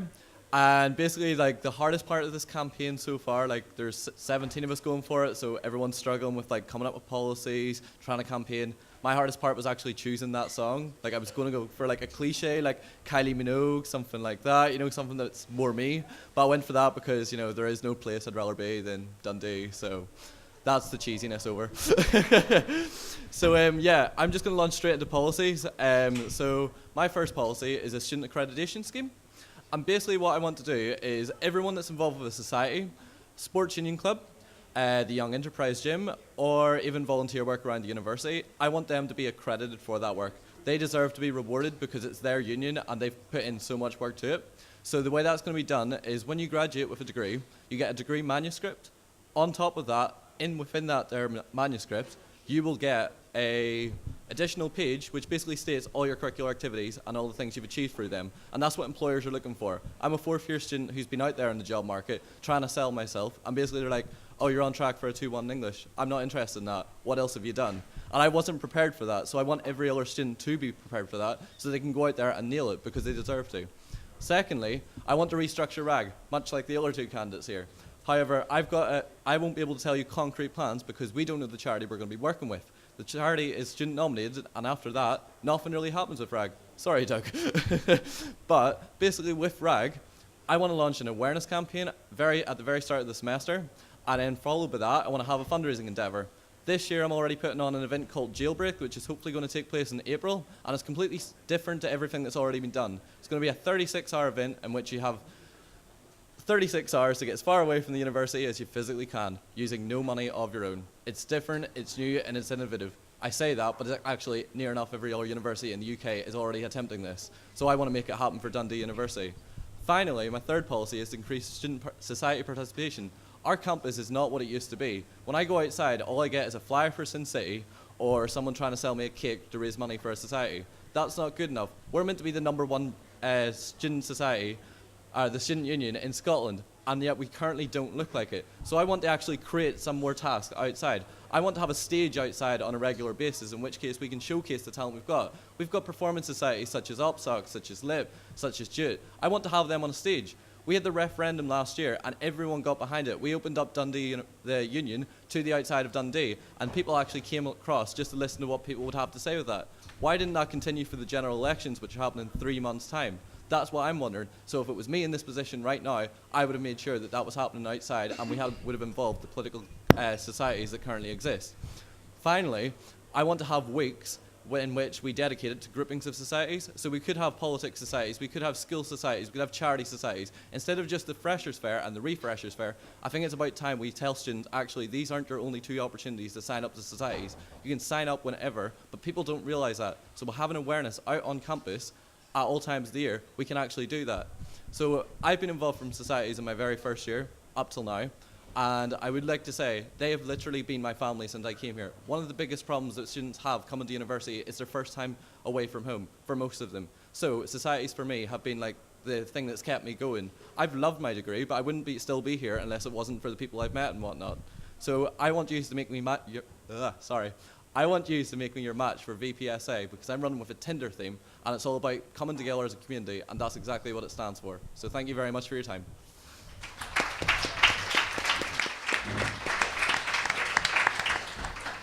Well, I can't think of any questions, so I thought I'd test our candidates' knowledge of the societies, which I don't know what they do. That's probably just a reflection on me. So the first person who knows what these societies do, please tell us all. Marrow Society. I think they're active for the charity that deals with bone marrow. I don't know how to express this. Yeah, sorry. that would do. That sounds right to me. Intercambio Dundee. They do language exchange training, so it's one person with one native language and another person with another native language coming together. And finally, Lip Theatre. They're a theatre society that has been a proud member for 3 years, so I know that one. What is it? It's a theatre society. That's kind of in the name, though. Yeah. Well, yes. So we have a winner. Thanks. You each have a question for your others. Why don't we start, Andre? I will go for a very basic question. What do you think is Doug's biggest weakness, and how would you wouldn't do that? That seems a cool question. Be careful how you answer it. I love Doug. So it's really difficult to pinpoint a weakness because he actually does so much. I've had to come to him with problems and queries about societies before, and he's always been there. But yeah, I think the problem was probably RAG. You have 2 non-exec members on the committee, and I think that's probably the biggest problem. But I understand that the role of VPSA requires a lot, so I can't insult you for that because you do so much more than that. So.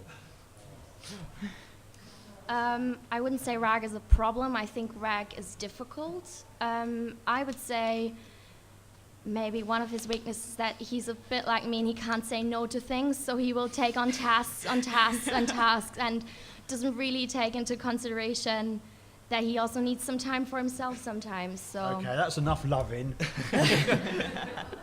Sorry. Your question for the others. Okay.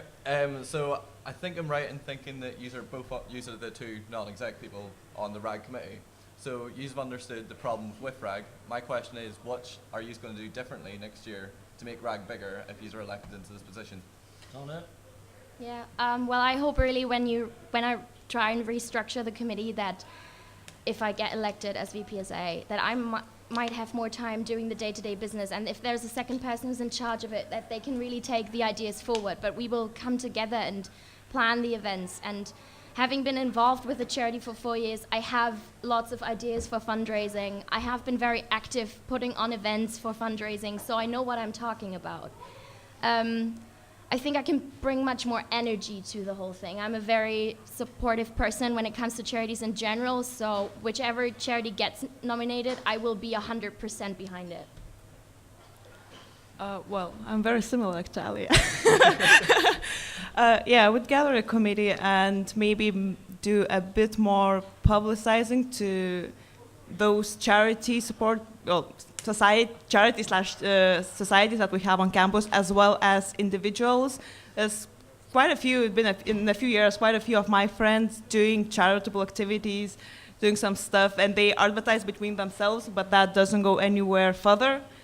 And I know that Doug started that, but I really would like to do and calculate all the money that we get together, and that I think would bring us to a whole new level of a RAG, and that would later on attract more people. Talia, your question? Well, I'm going for a more personality-based one, which maybe. So which aspect of the positions of VPSA do you think is going to be the biggest challenge for you, and why? Andre? For me, actually, probably will be RAG, because I've been the least involved in RAG. I've only joined it at the beginning of this year in that AGM, then only myself and a couple of executive members turned up. Yeah, so I think the RAGs get to know how to actually do and organize a proper RAG, which is Talik's strength, so that's weakness. I think that's going to be my biggest problem, but it's not really the first time I'm getting to something completely new, so I think I would manage to get it done well and properly. Okay, brilliant. Yep. So my biggest problem would be trying to remember every person's name, and because I work in the chaplaincy right now, and like when I'm serving someone, I spoke to them so many times, I've asked them their name, instead I associate it with their food order. So like I'll be like, there's baked potato and cheese, like that's what I do. So for me, my biggest problem would be like trying to remember who the name is and being like, instead of, oh, you're the girl from the SMP party, or you're the person from LIP, it's trying to associate names, and there's so many students, but I will try my best. Don't worry, as a professional, I can reassure you, it sounds like a brain tumour, but I wouldn't worry too much. Questions from the floor? So one of the most difficult things about being VPSA from an outside point of view is having to mediate between societies that are either having a or arguing, or even society members.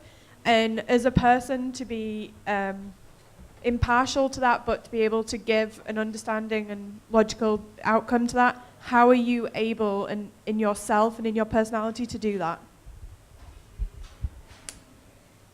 I don't mind going first with that one. So this is actually happening, quite recently. I'm a member of the LGBT Society, and there is a trans network in Dundee as well. So I was at a meeting with them before, and they do have a contrast of, what they want to do in the remainder of the year. And basically I just laid out the options. I was like, you can either come together and elect another committee position, in which case someone can do what you want to do while still using the name of LGBT, or you can just establish yourself as two different societies, but you've got to understand that there is going to be issues with that, and you can work together on certain aspects, but otherwise it's your own thing. Andre?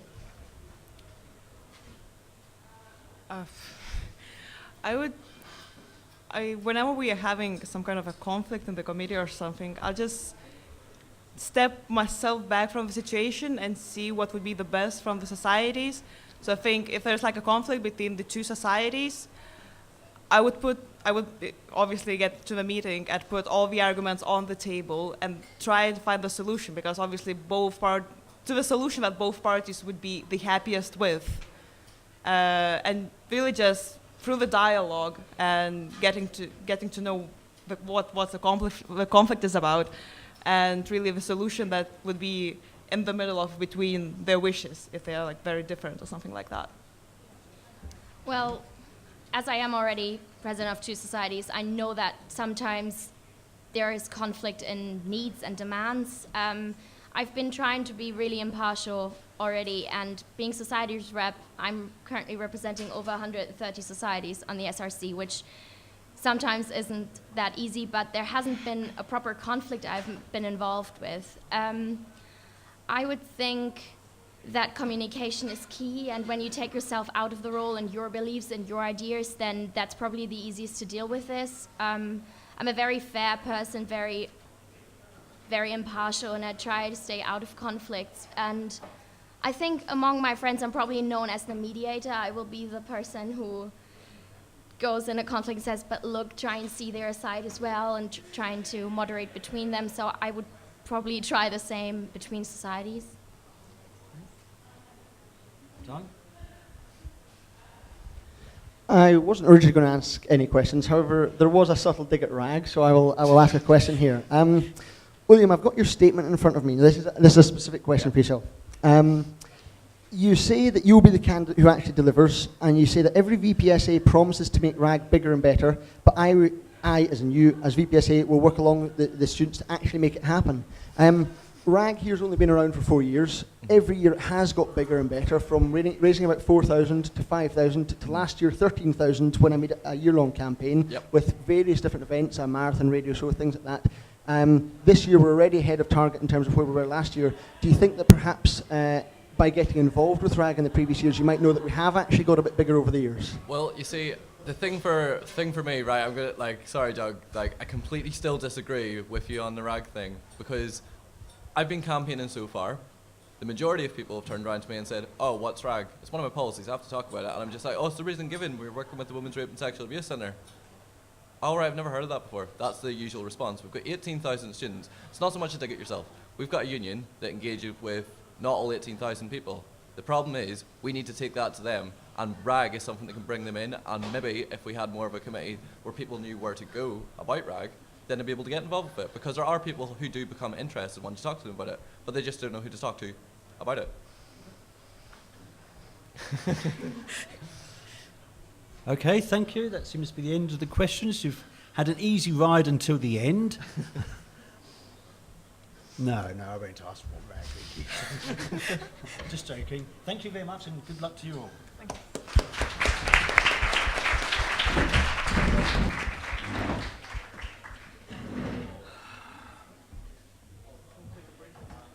No, well, do you want a break? If you want. I don't know, let's plug on.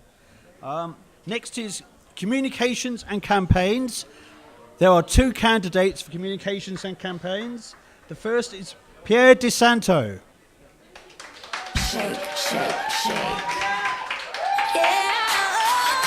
There is it.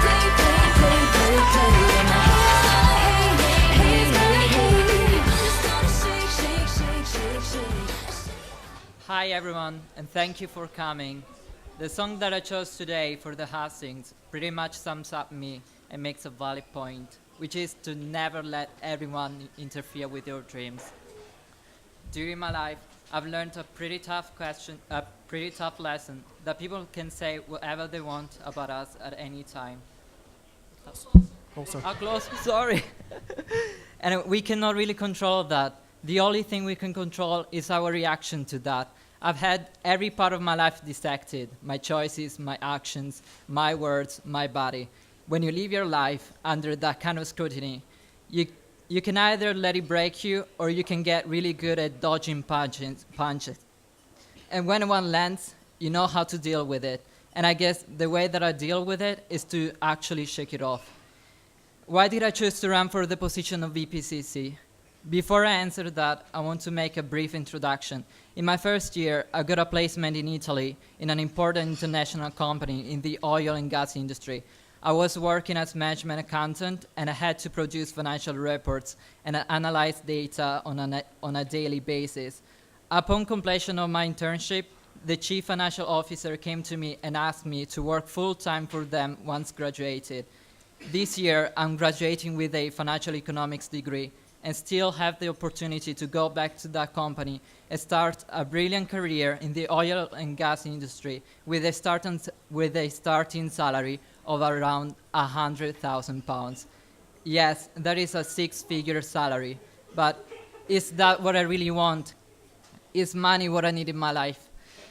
That internship was one of the most enlightening moments of my life. I understood that I didn't want to waste my life looking at a screen from 9 a.m. till 6 p.m., it made me realize that our time on Earth is limited, and we need to make the most of our time here. Money is not everything. People are more important. Our students are more important. For me, the action of helping, sorry, I get emotional. For me, the action of helping others provides a tremendously great deal of personal joy and satisfaction, something that cannot be replaced by any sort of material item. Great. Working as a student support assistant has helped me understand the issues that many students face on a daily basis. As a student support assistant, I provide pastoral care to students living in halls, and I deal with matters pertaining mental health issues, financial stability, homesickness, flat disputes. During my time in Dundee, I have always been truly involved in every aspect of what the university has to offer. I'm the current treasurer of the International Society, and I have been organizing events for students for 2 years. I have helped VPSW with all our campaigns throughout the year, have participated to Sexual Health Awareness Week, Safety Week, Stress Releasing Campaign, where we were actually hugging students on campus. The highlight from this year was when I got elected Services and Facilities Rep. On the very first meeting of the Student Representative Council, I was the first student ever to bring to the attention of the councillors and the executive the need to increase the hours of operation of the IC gym. I then created a survey that has been online for more than a month, and it has been a great success. That is because I do care about what you as a student need.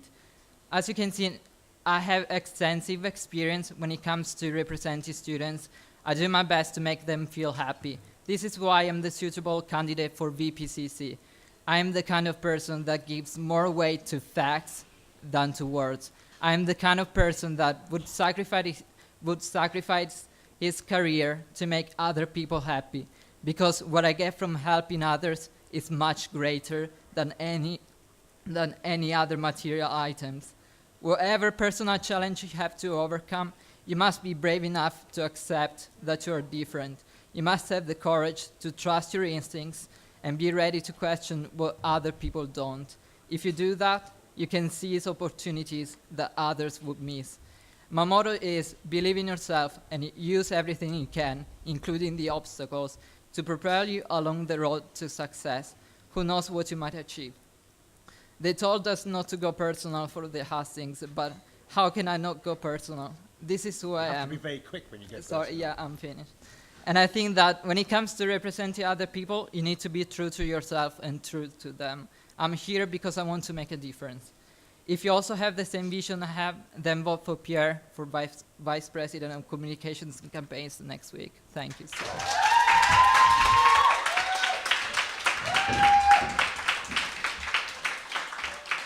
Right, Dominic, younger.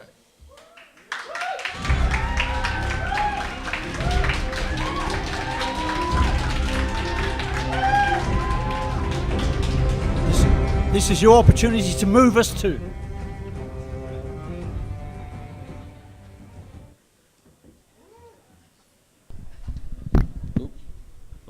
Can you hear me?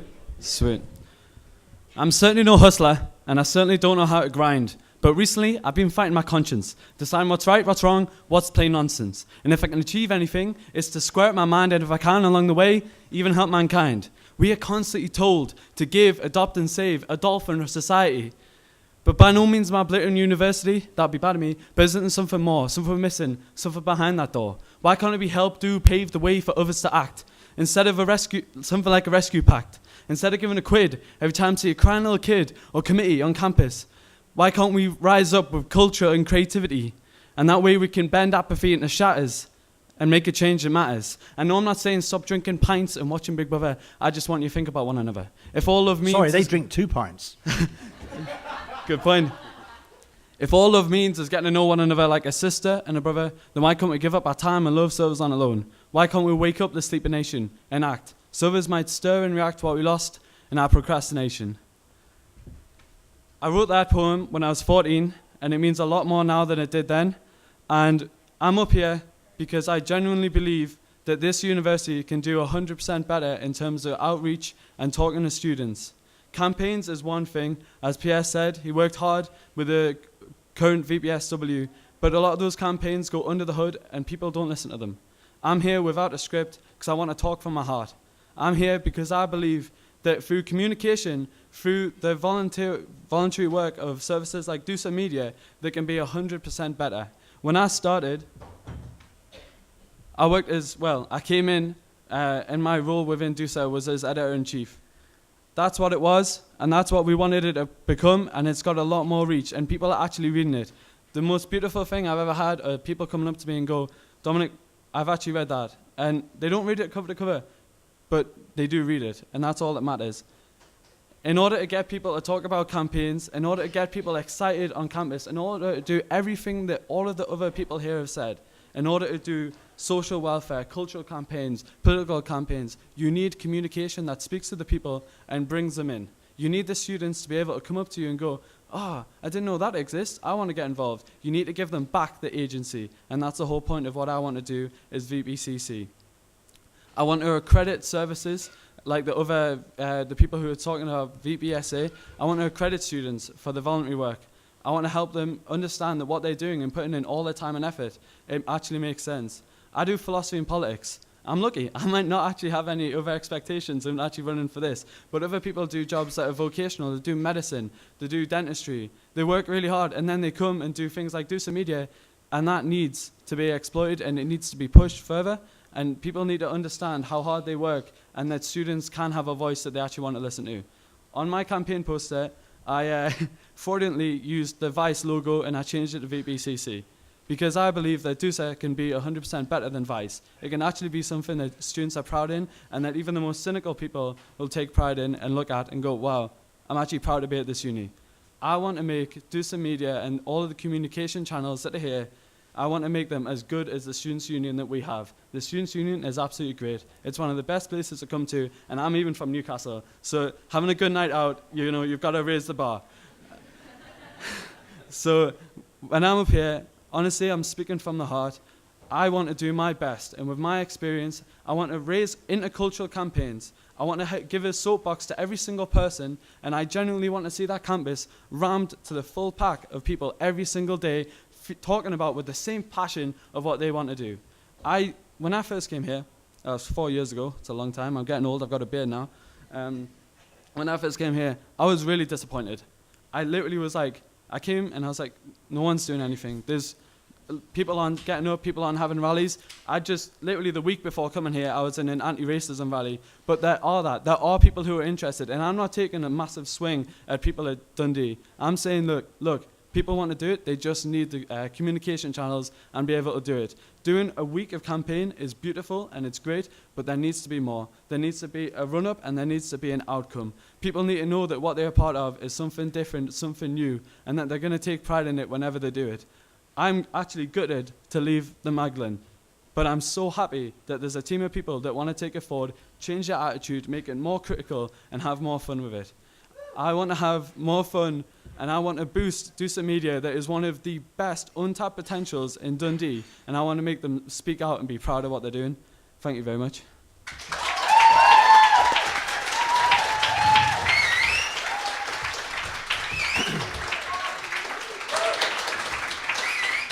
I'm sorry to have to break this to you, but it's actually the Maudlin, the Maudlin. He doesn't know the name of his own magazine. I'm a Geordie, I can't say it properly anyway. You both seem like nice young chaps. So I was on the underground this morning, and there was a beggar, and he told me, he explained to the carriage about his life story of misery and woe, and I was the only person to give him money. I gave him £1. Was I right? Do you want to go? Yes, Pierre, no, you stop, Pierre. Could you please repeat it? I gave a beggar on the London Underground £1 this morning. Mm-hmm. Everyone else thought I was stupid. Was I right or stupid? I don't think you were stupid to do that. Some people are less fortunate than you. Some people are not that lucky, and I think that your gesture was very polite and very kind-hearted. So, yes, I think you did the right decision. Dominic? I think we have a serious problem in the UK, and it is also what Omar was talking about. We have a shame culture, and the fact that, you know, if you're going to give him, a lot of people would actually go, you're wrong, you know, he's going to take it, he's going to slap up his arm and inject drugs, you know, or he's going to go and get food because he's homeless and he's hungry. We need to stop ostracizing people in our society, and we need to be more open. I reckon you're right. I reckon you're spot on. I can't go past people without wanting to help them, so I understand the empathy there, and that's what we need to have. We are so scared of each other in society these days. Like, my next door neighbor could be a pedophile, you know, he could be a criminal. We're so scared of talking to people.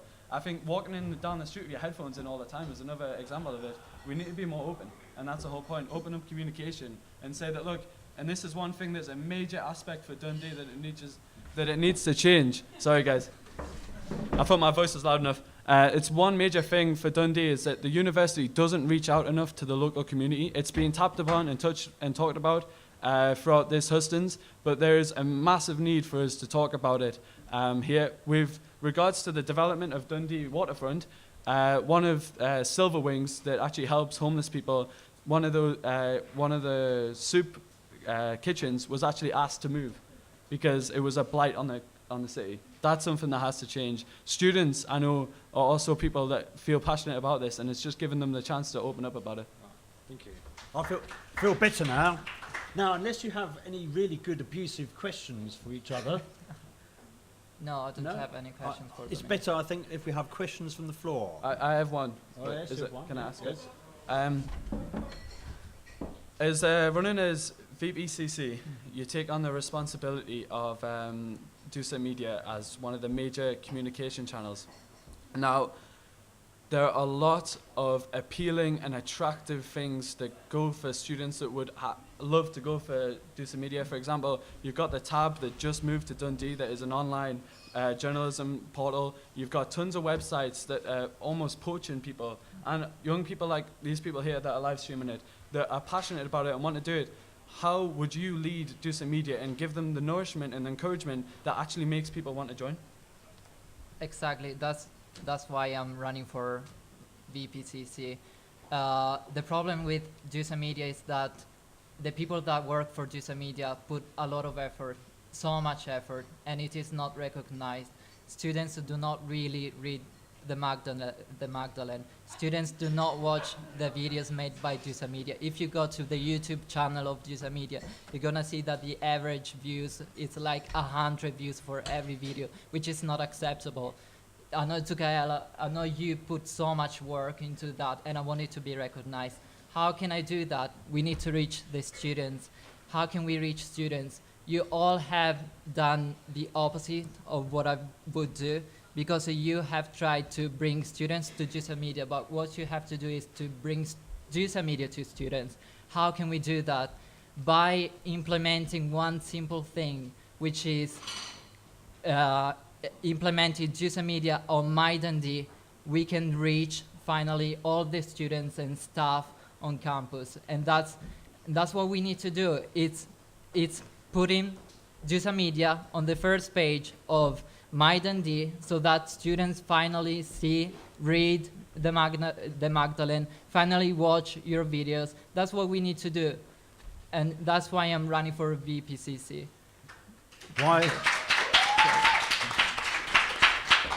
Why just students? I'm sure staff would be interested in it. I don't even know how to get a copy. Perfect. Right, questions to Kayla? Thank you. Manual distribution. Is it a pound? It's free. No, with love. Is it Kayla? Hello. Also, it's great to see that the position of VPCC is actually contested for once. Yay. So my question is for both of you. Coming into the role of VPCC over the last couple of years, I found it difficult to balance both the campaign side of it, communication side of it, and of course, DUSA Media side of it. It's often very difficult given the work that you have to do with the university as well to, dedicate equal amounts of time to each area. And often one can, be left with the lack of recognition which it deserves and the lack of attention which it deserves. So coming into this role, what out of all the things that the role of VPC covers is the most important to you? Do you mind? You go first, your turn. I don't want to sound big-headed, but I'm the first candidate for VPCC in 2 years that has any media experience with these guys. And I think this is something that's very important. With regards to campaigns, campaigns can be bolstered 100% more by using communication channels.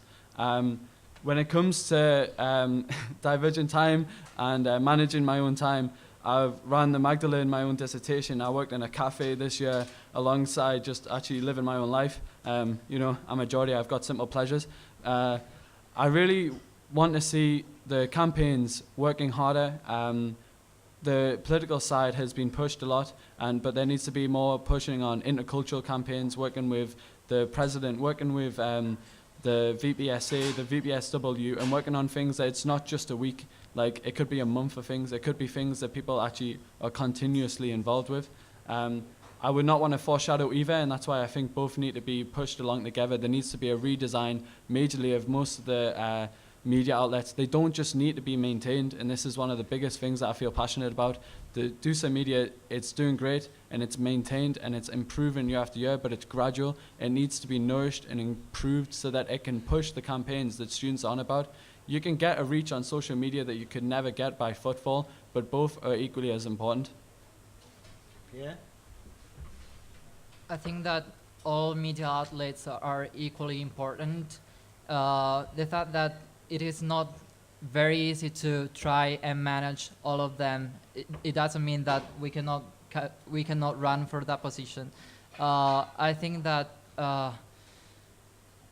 I've been running campaigns with Emma, who is the VPSW, so I know what it means to run campaigns actually on campus. I've been running all of the campaigns with you, and what we can do is to promote the campaigns better and in a wise manner.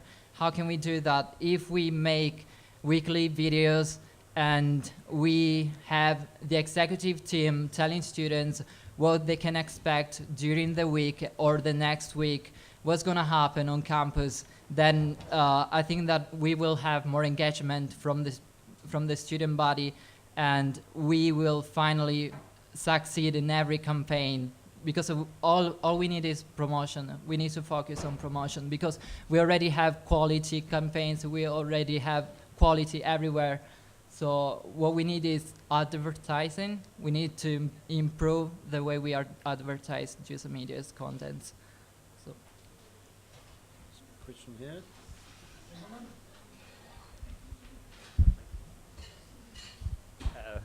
My question is for Pierre.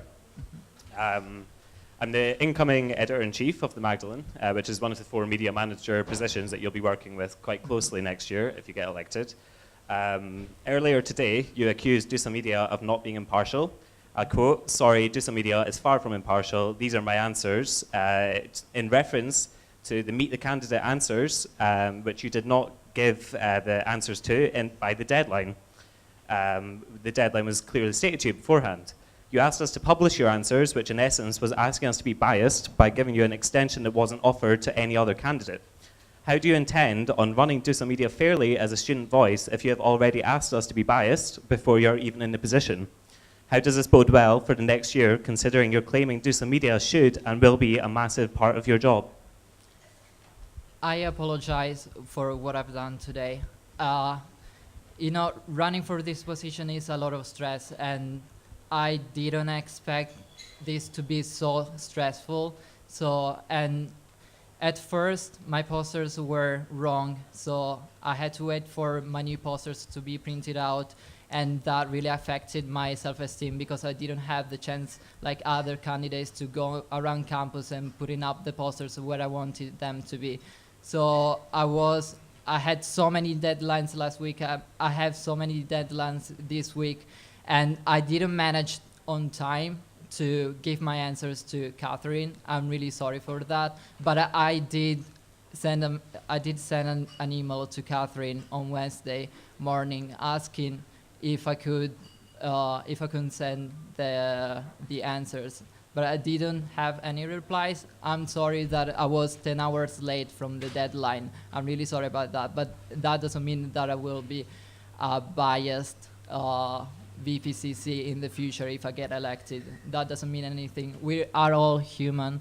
I am human, I make mistakes, you're a human, you make mistakes, we all make mistakes. It doesn't mean that it will affect the way we treat people and we consider other people. So I apologize, I do apologize. Sure. Sorry. So, I think you also called them impartial. How are you going to work with these guys now you've slagged them off? No. They're not impartial. They're not impartial. Why not? Yeah, I mean, sorry. They are impartial. Oh, sorry. Yeah, sorry, I got it. Sorry. I'm too They are nervous. impartial. There's another question over here. Yes, this is for both the candidates. What, in your opinion, should be the main objective of DUSA Media? Pierre first. The main objective of DUSA Media would be to promote diversity, promote students, representing students on campus, representing their ideas. We have such a diversity background from students. I am myself, I'm an international student, and I think that what we need to focus on is diversity and on the issues that are currently affecting all of our students. So, what about Dominic? I believe the main objective for DUSA Media is to continue the hard work it's doing. It just needs more support, and it needs to be given an amplification by the exec and more of the DUSA as a whole. It needs to be able to fulfill its own internal objectives. For example, DUSA TV, the radio, the Magdalene, and the online all have completely different things. They're all different animals when it comes to working with media. I think that when you look at them as a whole, they give so much to the university in sponsoring societies, and I think the main objective is just continue the hard work, but be able to take it forward creatively and critically in the way that each individual manager sees fit. Questions? One final question here. There's the one over here too, right? Two final questions. Hi, I've just got a quick question for Pierre. So you said earlier in your article response that students do not really read DUSA Media's articles. I was just wondering if you actually, I was just wondering what you thought the readership for the Magdalene was, and if you knew any of the stats for the website at all. Could you please repeat the last thing? If you knew any of the stats from the website at all, like how many visitors would you say we had in a year for our articles? If you ask people, if you ask students around the campus if they read the Magdalene, you will see that at least 1 out of 10 will read the actually read the Magdalene. The Okay, other well- 9 people will just don't care at all because. Okay, well they've actually got 4,000 readers a month. I don't know if you don't think that's many, but Well, maybe it's the same people reading the same articles. I think that DUSA Media are also the consumers sometimes of DUSA Media's content. Okay, one final question over here.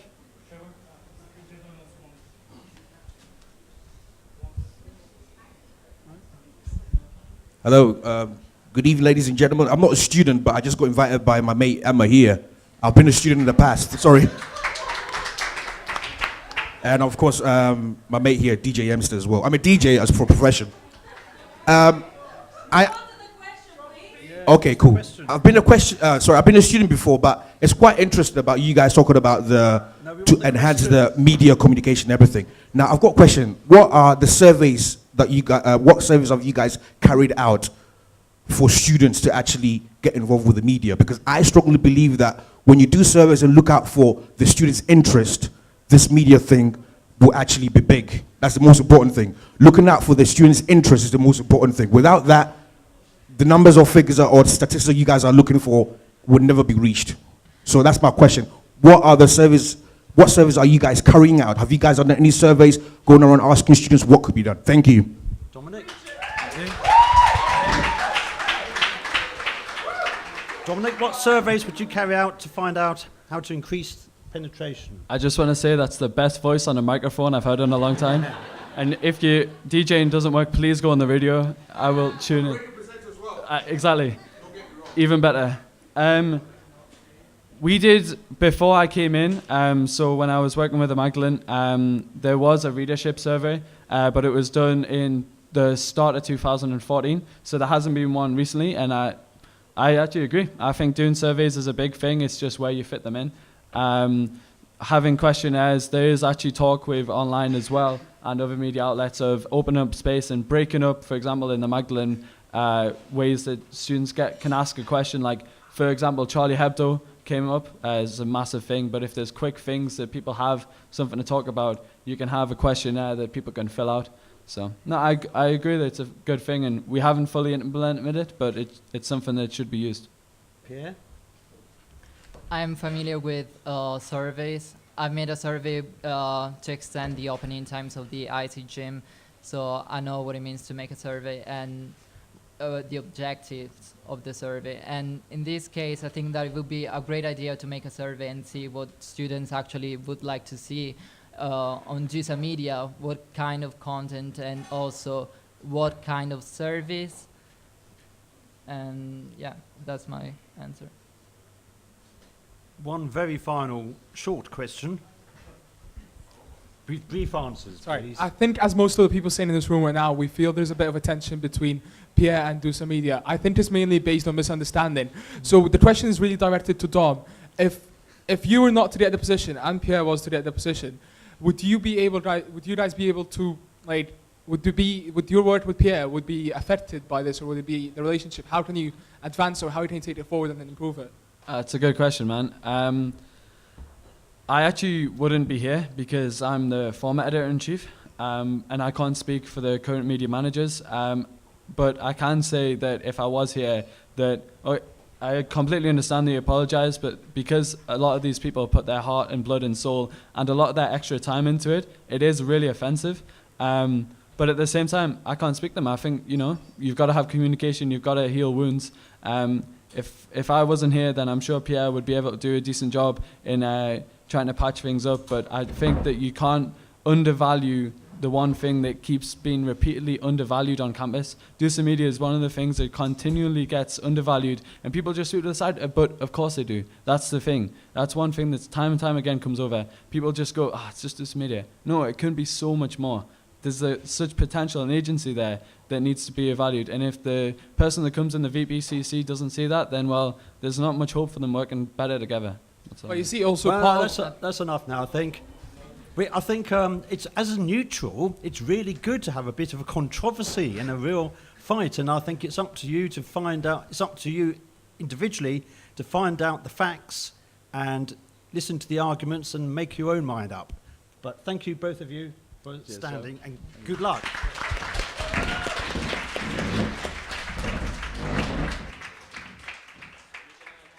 Yeah, thank you. No, I'm all right if you are.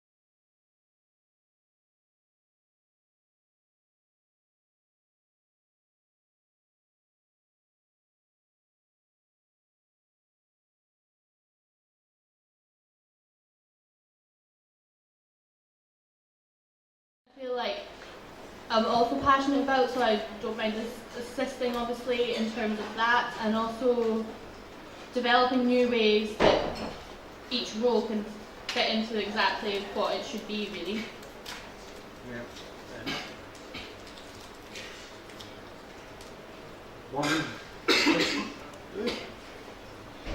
Hey, the role of deputy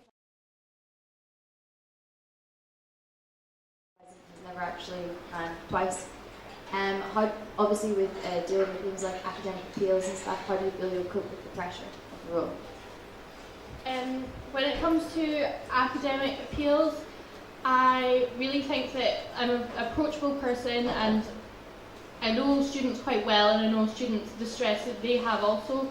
In terms of dealing with stress that I may have myself, I've done quite a variety of roles within societies and also managed a part-time job here at DUSA. So I think I'm quite good at organising things and time management. When it comes to appeals, that's something I really want to work on during the handover period with Stefan, so that as soon as I come into my position, if I get elected in July, something that I'll be very confident in fulfilling to the best of my ability.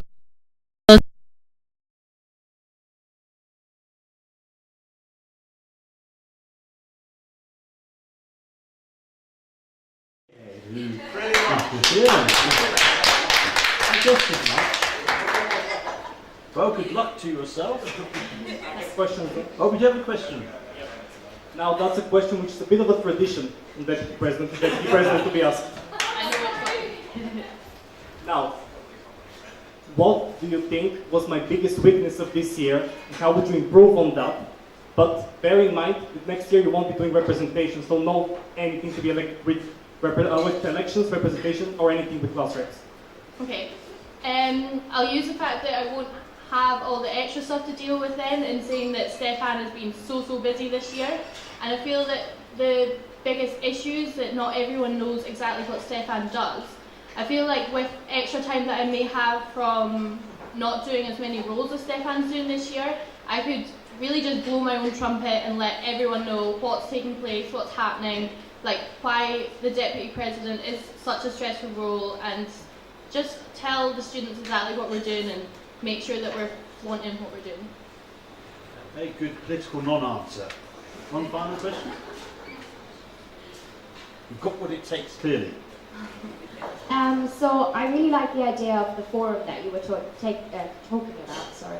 But how exactly would you go about setting it up, and where would it be set up? Maybe you can elaborate on those points a bit. Okay. The forum that I've set up is a group of 7 to 10 students that I hope that they could meet with management to discuss new ideas that management have within DUSA. As a student member of staff, there's sometimes discontent with how the budget's spent between different departments. This is how I thought up this idea. Firstly, to set up the forum, I'd like it to be a voluntary process. So during the first 4 weeks of the new term, I want to go around lectures, talk to people, and first engage the kind of support that we have for this idea. So then creating the positions to be voluntary. Also, if the positions end up being more popular, more students want to get involved, hopefully then we could create an election process as it gets more popular. But I mean, next year it will be in the baby steps, but I think it is something that's important and that students would appreciate. Okay, thank you. Good luck.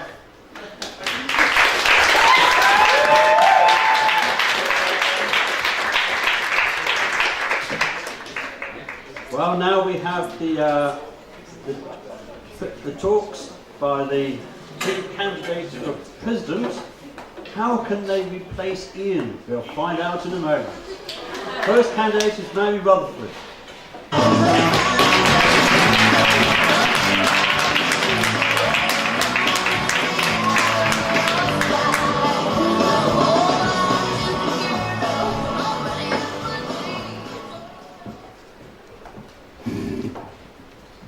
Hi, I'm Mary Rutherford.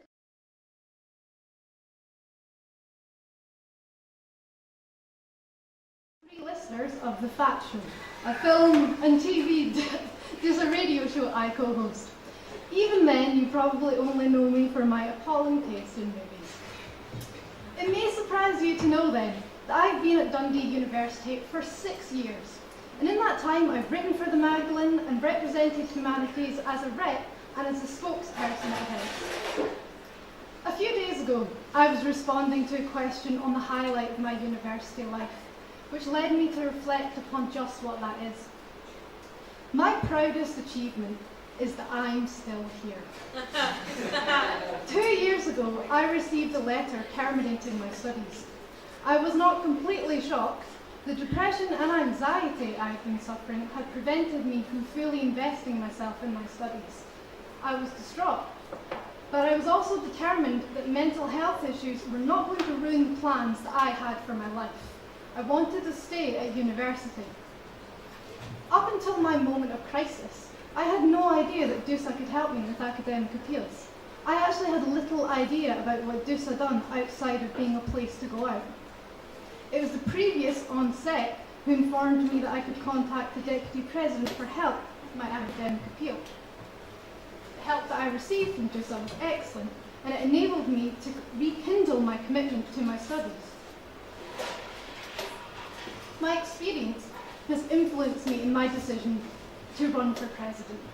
Using the support services brought to my attention the lack of awareness of them. The services at DUSA are valuable, but finding them is more difficult than it should be. What about other students who have had issues and difficulties and not had a friend working in DUSA to point them to first policy? As president, I will increase awareness of DUSA support services so that whatever problem you have, you know that you can find the help at DUSA. How many students stressed out by tenancy agreements know that DUSA has a student advocate who could advise them on their rights? Who's sat up late at night worrying about their sexual health and known that there's help on DUSA close by without having to make the trek to Ninewells University? And who's felt isolated as their world seems to come crashing down when faced with academic trouble, and known that they could turn to DUSA for support? As president, I will ensure that no matter how big or small your problem, you know that you can come to DUSA and we will support and advise you. That you know that you don't have to face these problems alone, and there is someone who will fight your corner.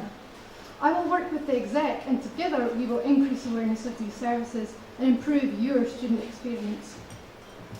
Now, my next policy may not be exotic, but it is essential to every student on campus.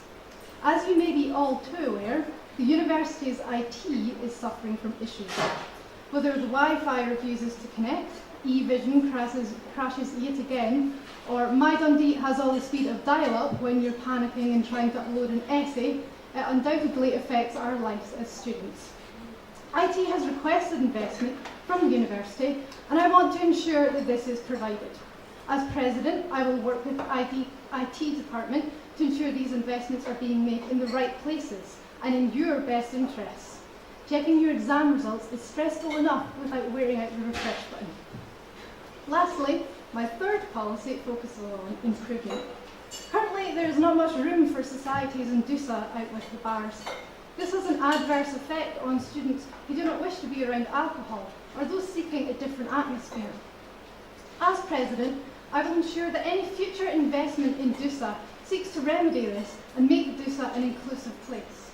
It is important that you have a comfortable place to socialise at DUSA, whether you're a religious student, a mature student, a postgrad, or any student who currently does not feel represented by DUSA. I will make DUSA an inclusive, comfortable space, no matter who you are, whether you want to come to DUSA for pizza and a pint or society meetup.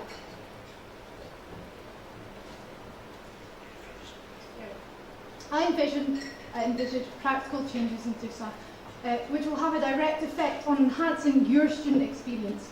As president of Dundee's union, I will be in Dundee, listening to you, Dundee students, and working with you to improve DUSA to fit your needs.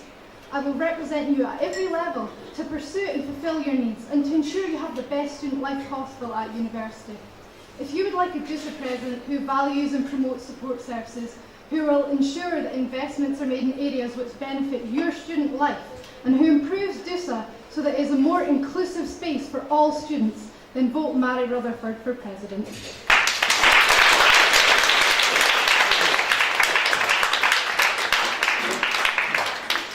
The second candidate is Tim Hustler.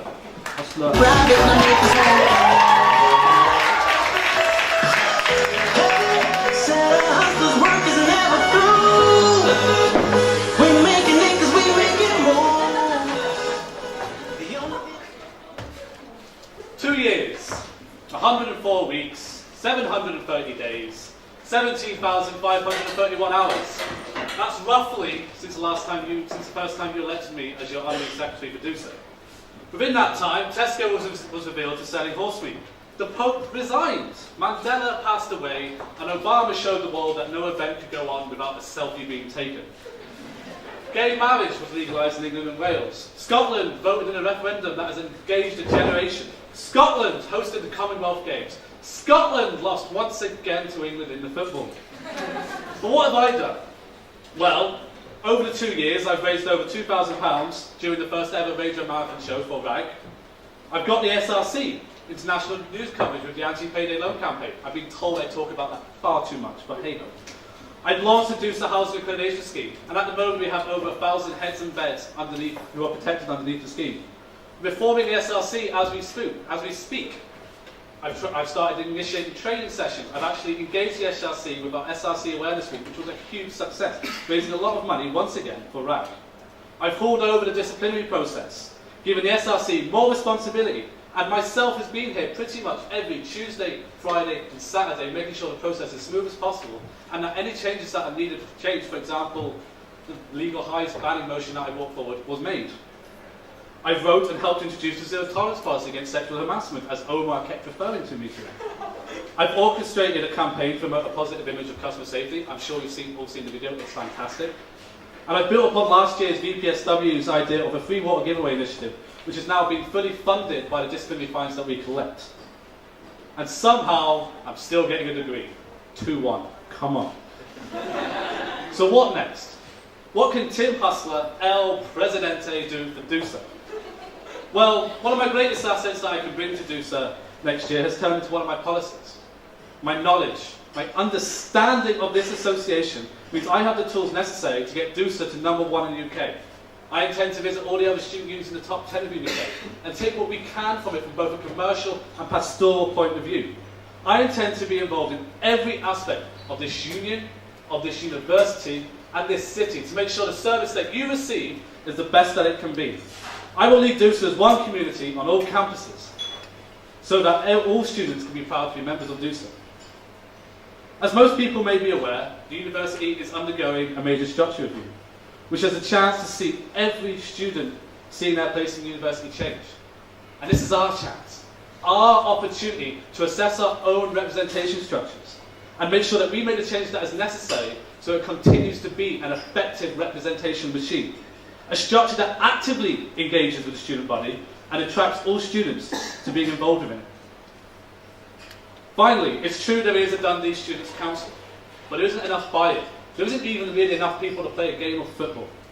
There's been around 3 meetings, I don't know if that's accurate or not, been around 3 meetings, and despite a positive start, it's gone quiet when it's come to advocating for local students, let alone on the national scene.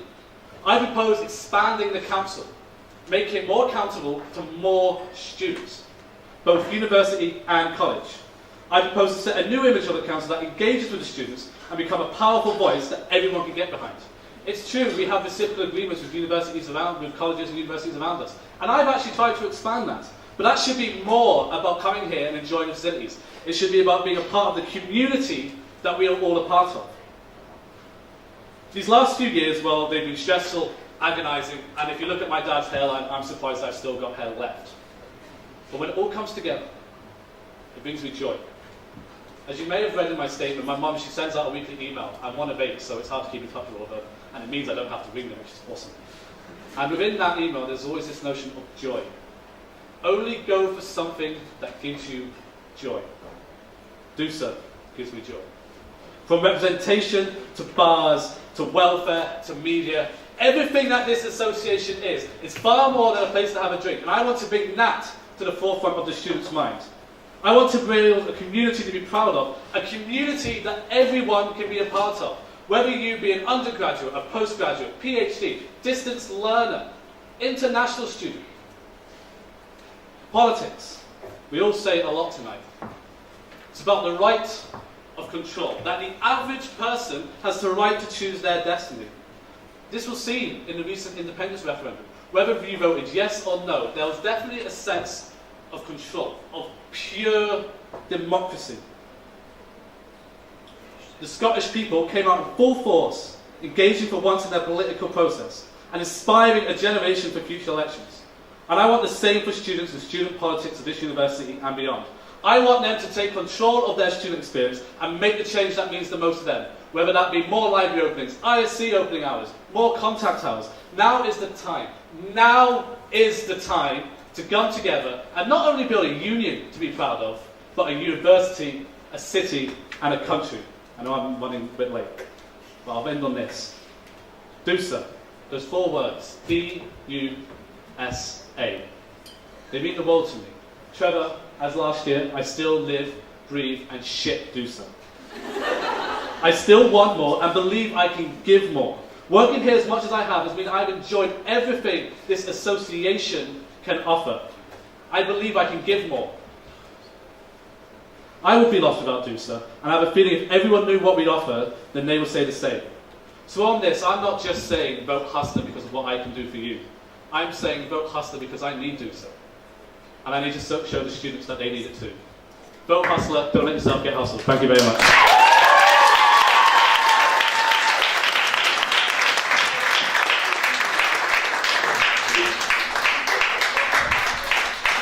Well,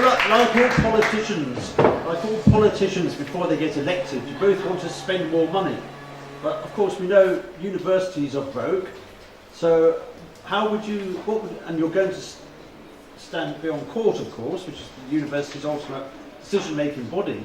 So what would you do to help the university balance its books, given that it hasn't got enough money? Tim?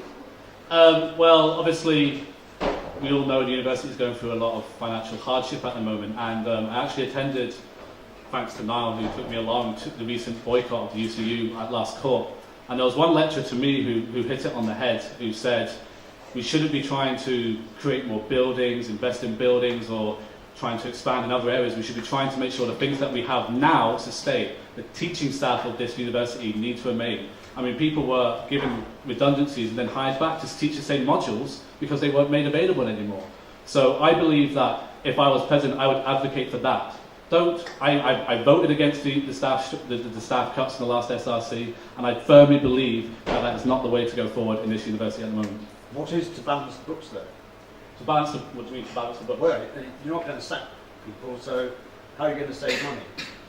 At this moment, I probably couldn't even comment because if I don't sit on court, I haven't seen the books. I can't comment on balancing the books if I haven't seen them. Okay, fair enough. Now,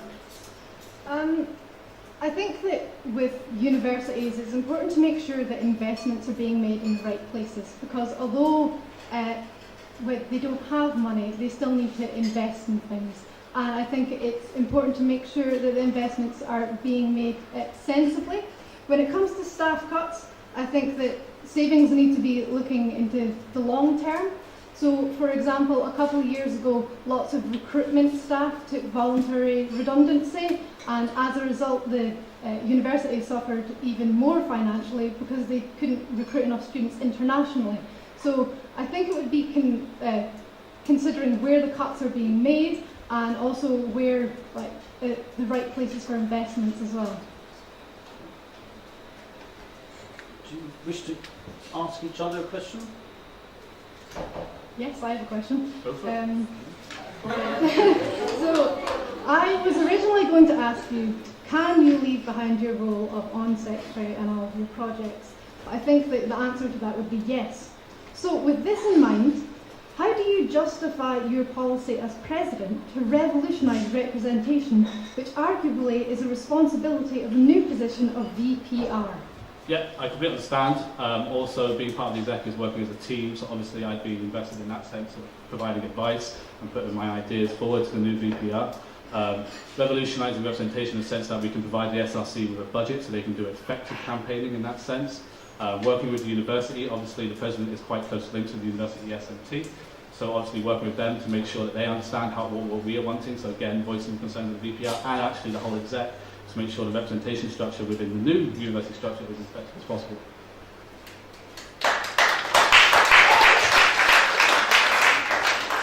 Tim, do you wish to ask a question? Yeah, okay, so let's say you've won the election, you sat down, we're at the university SMT meeting, and you want to try, and you're also trying to campaign for a big investment in UODIT. How can you justify to the SMT that this is the most important thing to invest in when we've got other disability services, which has always been mentioned today, student services, funding unit, staff cuts? How can you justify to the university that this is the best thing for them to invest in? Well, first of all, I think the IT department has already put in their request for the funding and given their reasons for why we need it. For with regards to justifying it over other investments, I don't know if it necessarily comes down to picking and choosing like that. With IT is essential. We cannot function as students without it. We need it to be a competing university.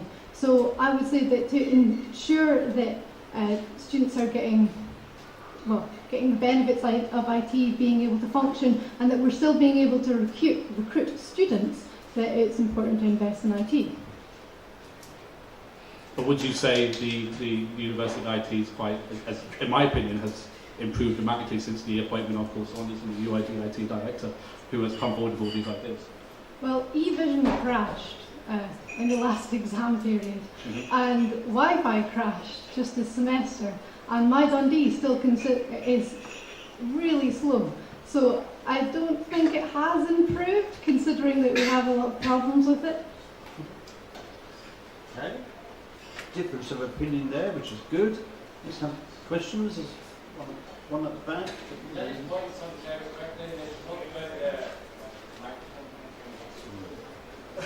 Talk about the staff cuts from a point of view of there not being enough money. It's kind of a fundamental failure in understanding what the restructuring process is really. There's always going to be the same amount of money there, there's just staff restructure. So to talk about it as saving money, it's not really a question. I just wanted to point out because you said we should be moving money around, but it's not really a case of a financial issue. So. Okay. Not sure I followed that. Was there a question? No. As you know, there was the Sports Union President elections today, and one of the key policies of all candidates was to work much more closely with DUSA, have the Sports Union as less as a separate entity, because obviously it is a massive part of the student experience for a lot of students. Would you be willing to then take that on from the Sports Union President? Obviously this year there's been much more closer links than in previous years, but how would you continue that and continue to drive sport within Dundee and within the university and around it? Well, yeah, I completely agree that there's been a big improvement this year. Keith has done a fantastic job engaging with the SRC, engaging with the university a bit more, also campaigning for what means the most to him. I actually attended the Sports Union Hustings last week, and I was there to try and, that was me in hope of winning this election to increase the ties with the Sports Union. Obviously the Sports Union can gain so much from DUSA. I think from the word go, if in office from July 1st, even just setting up bi-weekly meetings with the Sports Union President and working on the current issues and working on the ongoing issues that are always happening to make sure that we can work together, then that's absolutely great, and that's what we want to provide an image of one, an image of unity. Completely support that 100%.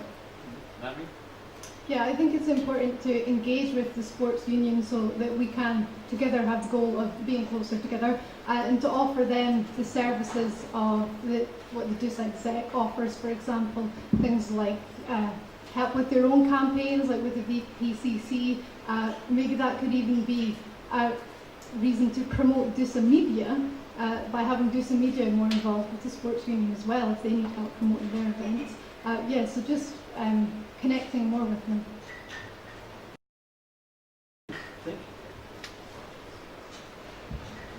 Yeah, so my question basically is to both candidates. If you're the president next year, how do you plan on like putting the exec together so that we work as a team more than as individuals? Larry? Making sure that we have shared projects so that we have end goals that we're working to like for together. So with regards to say like campaigning, if we want to increase awareness of services, there's different exec members that deal with different services. The deputy president deals with appeals. The vice president of welfare deals with like student health. So if we had the end goal of increasing awareness together, then we would have a project to work on together. Yeah, I would say from the word go, so from this time next Friday, obviously the position of being on the exec has an ultimate responsibility, and it's a very difficult and complicated job. So I would say from the word go, we would start having general meetings, actually discussing what we want planned for the year, and then start communicating on what projects we can, and start working together and promote an image of unity and not an image of individuals.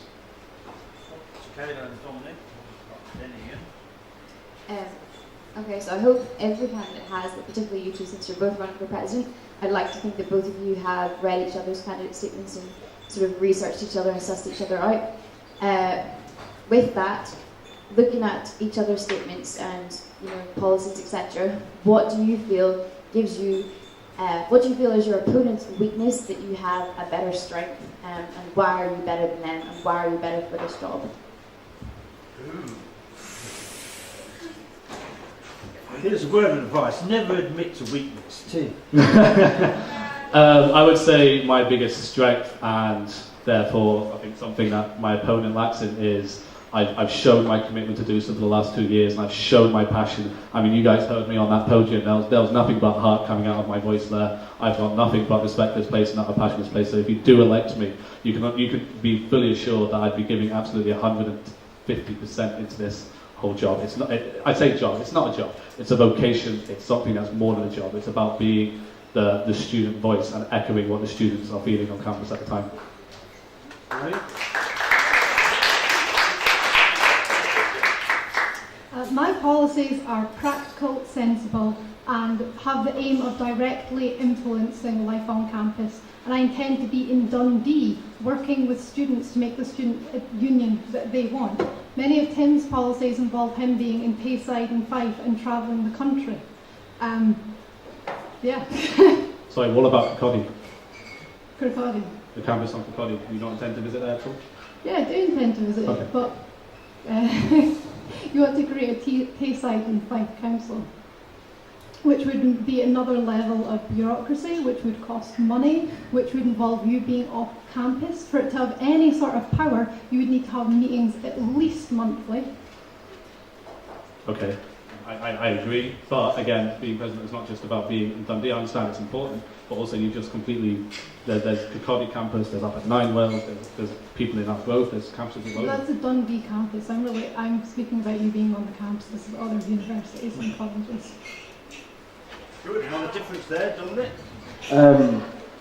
About a year ago, the University of Dundee sold the university press and pretty much kept the whole news under wraps. They didn't want to tell anyone, which means that if you are an academic and if you actually get published, you're published by Edinburgh University Press, which is a joke because you can't use Edinburgh University. And I want to know what the two candidates for presidency are actually going to do about this, because if I was fortunate enough to be so intellectual that I was going to be published, I would be gutted that my work would not be published by the university that I was sitting at and not Edinburgh.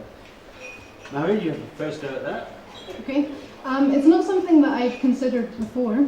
I think that it would be important to engage with the university and lobby the university, to find out why it moved to Edinburgh, to speak to academics and see what they actually want. It's for money. Oh, for money. Yeah, I think it's running a big loss. That's not the way a publication works, so you wouldn't get published back then in your PhD. Anyway, so your answer?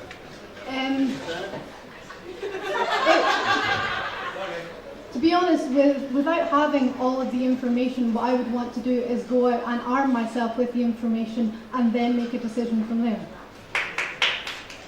Okay, well, again, I was aware, I didn't look into it a lot, and I've not looked into it a lot, but the thing you can take from this is the university listens to the students of this university.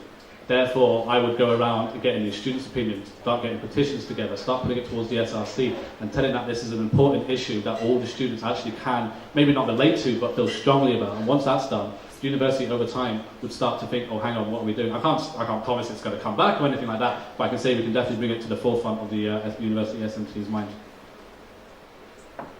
Ian? Oh, yes. Right, because presidents are egotistical, much more egotistical than deputy presidents, what is the best thing that I have done over the past 2 years?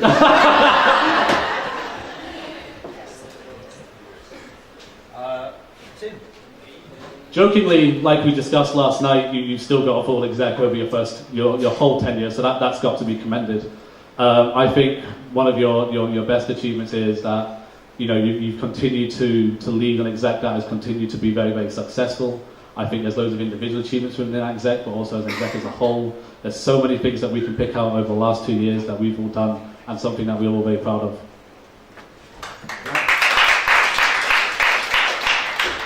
Harry, Ian's greatest success? I think Ian's greatest success is that he has made things like the SRC take a stance on things. For example, the anti-LGBT organisation SPUC, making sure that they were banned from campus. That means a lot to a lot of people who want to feel safe on campus. And things like having a stance on cuts to staff as well, which is great for the relationship between students and staff.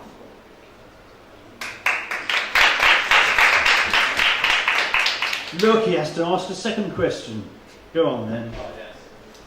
Right, Tim, it's aimed at you. I have your candidate statement here. You say that Tayside and Fife Council would represent over half of the Scottish students. There are 80,000 students in Tayside and Fife, 500,000 or near enough in Scotland. Okay, well, within over time, it will grow over time. I think it's a development project, it's beginning, it can develop over time. I would like to see a whole consortium of all universities all across the Scotland over time. So, okay, that was my fault, I didn't particularly go. Is that not the NUS? No, not at all. What can we okay then, if that continues, what's the difference between this and the NUS? Well, the NUS actively tries to put together tries to bind things commercially and pass away. This is more generally for the student voice in terms of promoting campaigns or even working together and just keeping each other in the loop of what's going on. The NUS does. It's not just, the NUS does far more than that. There's a question there, and there.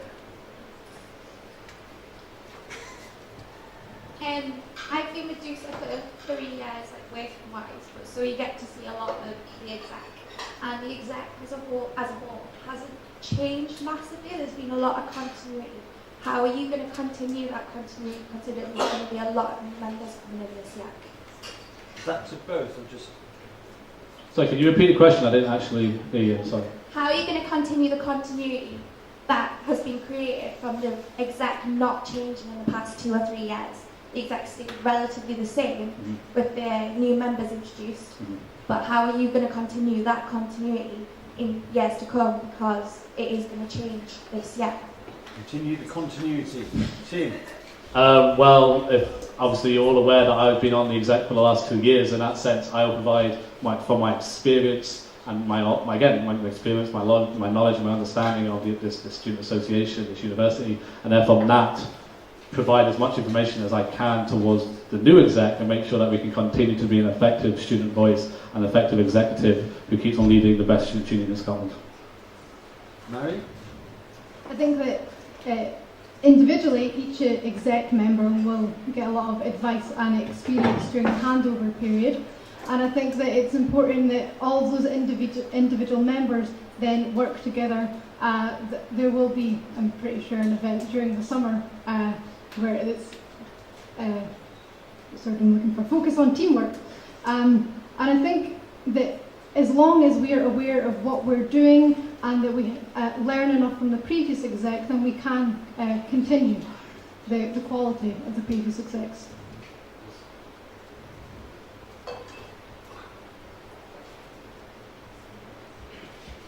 Having said, Barry, you've been in Dundee for 6 years, and Tim, you've been here for 4. As a Dundonian, I'd like to ask, what do you think that Well, as you've seen today, Ian's been interviewed by a multitude of publications regarding a very serious issue in the union. But it must be said that as the public face, you're going to have some sort of impact on the local area. So what local impact do you think you could have in your tenure if you're elected?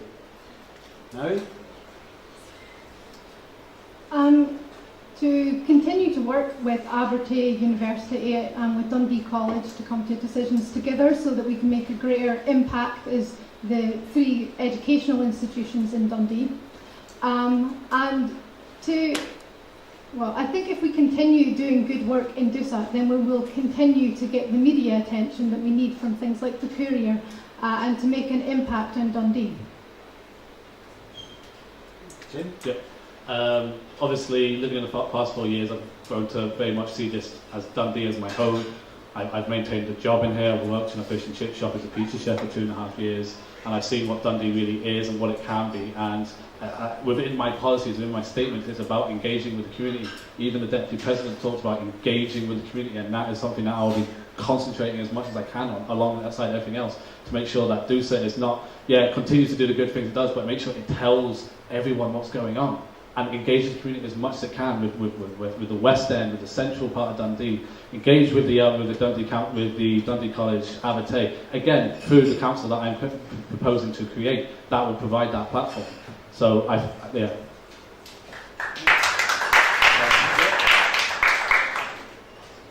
Hi.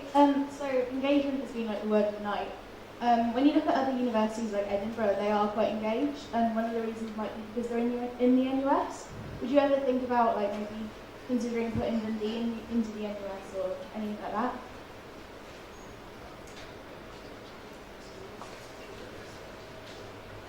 Oh yes. It's been a debate that's always. My Candy Crush was getting very excited.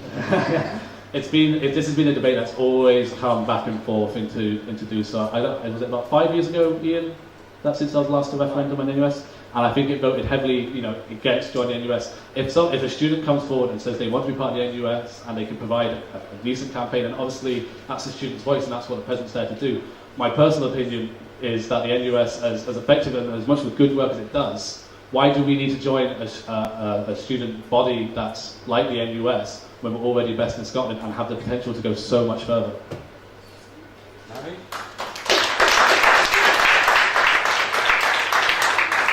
I actually agree with Tim on this. I think that the disadvantages of the NUS vastly outweigh the advantages.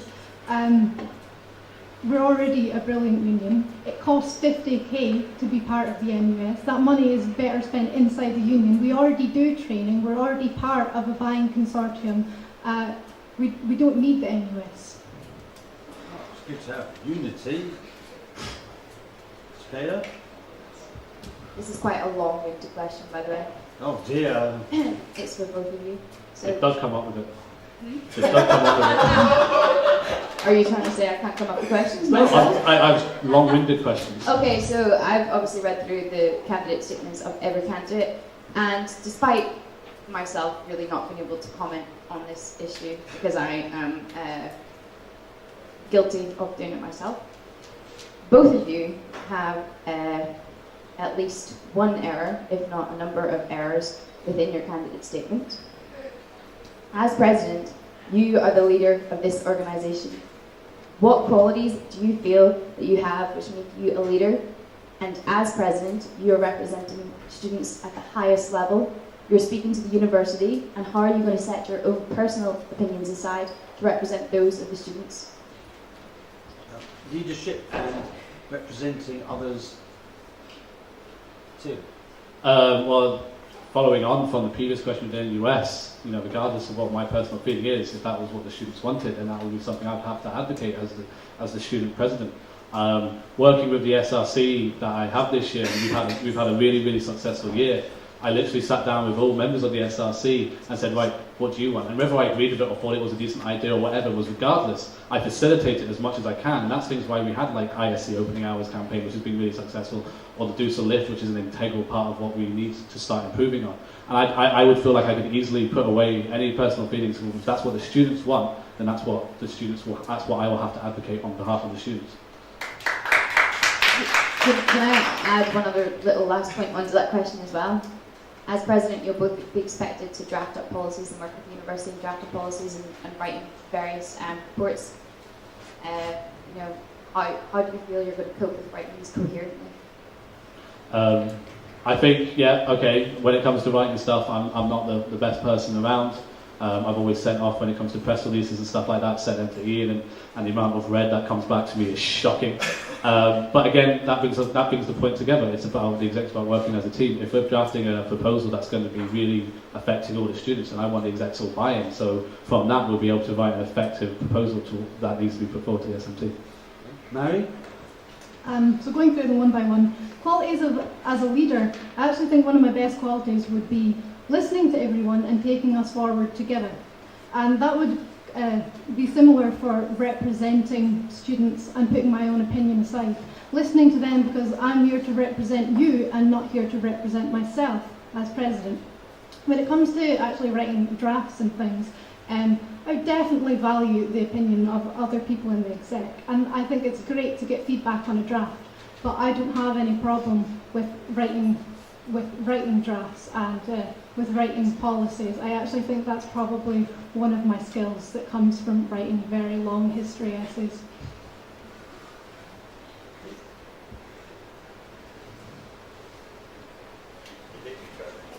Yeah, you've had enough. Sorry, I thought I'd ask a nicer question. What do you feel is something from the others campaign that you feel would be useful to at least discuss should you be elected as opposed to them?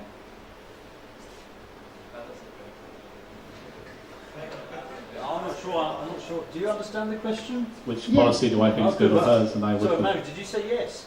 Yeah, I understand. Oh, good. the question, Go. yeah. Explain the question before you answer it, please. Well, the question before I answer it. Oh, the question is, what would I take? What would I want to discuss from Tim's candidate statement and think about implementing myself? Yeah. Well, I think that it would be silly not to want DUSA to be number one in the UK. It's actually already, I think, in DUSA's vision for 2016 is for us to be like number one in the UK. And I think that is important, and I do like Tim's idea of learning from other universities and seeing what works for them. Tim? I think the two policies at the end of increasing awareness of DUSA services and improving DUSA facilities, to me, it's a no-brainer. I'm not going to say, no, I don't want to improve the facilities. I'm not going to increase the awareness. But again, they all come under, DUSA's rating number one. It gets that rating through surveys, gets that rating through students telling, external polls what they think of it. So the two policies there, I completely agree with. Again, but they do fall under, DUSA becoming number one because it all arches underneath that. Every year, everyone says they're going to improve awareness. And either awareness never actually does improve, or, well, has it been a failing of previous DUSA execs that awareness still isn't good enough? And what are you actually going to do to improve it? Tim? I mean, again, working on the last 2 years exec, I could tell the guys down sat on the sofa, they work their absolute ass off. They're continuously working within university meetings, with society meetings, working with the media, stuff like that. I can't commend them enough. It's not their fault if they haven't got enough time to be as increasingly awareness and stuff. We've done loads. The DUSA exec Facebook page is developing really nicely. The Twitter page has got an insane amount of followers, which I don't get Twitter, which I need to learn, obviously. And that's absolutely crazy. And I think for myself, the way that I see that as an exec, as a way we can increase awareness again, is showing unity, kind of going forward as a team. The simple things of even just having 2-hour drop-in sessions, just sitting in air bar, have one member of the exec, or for example, when we're redeveloping the level 4 reception area, making sure the execs just sat there, don't have to just be sat there twiddling the thumbs, we can get on with our own work. But if we sort of place ourselves, our working environment, within the student environment, then from that I think we can really increase awareness. Mary, do you want to say anything about awareness? Yeah. I think, awareness is always something, it is notoriously difficult to do. I want to focus on little things to make like individual services more prominent. For example, I would like to have a housing campaign either just before or just after Christmas aimed at first years, and I'd want to work with the VPCC to do that.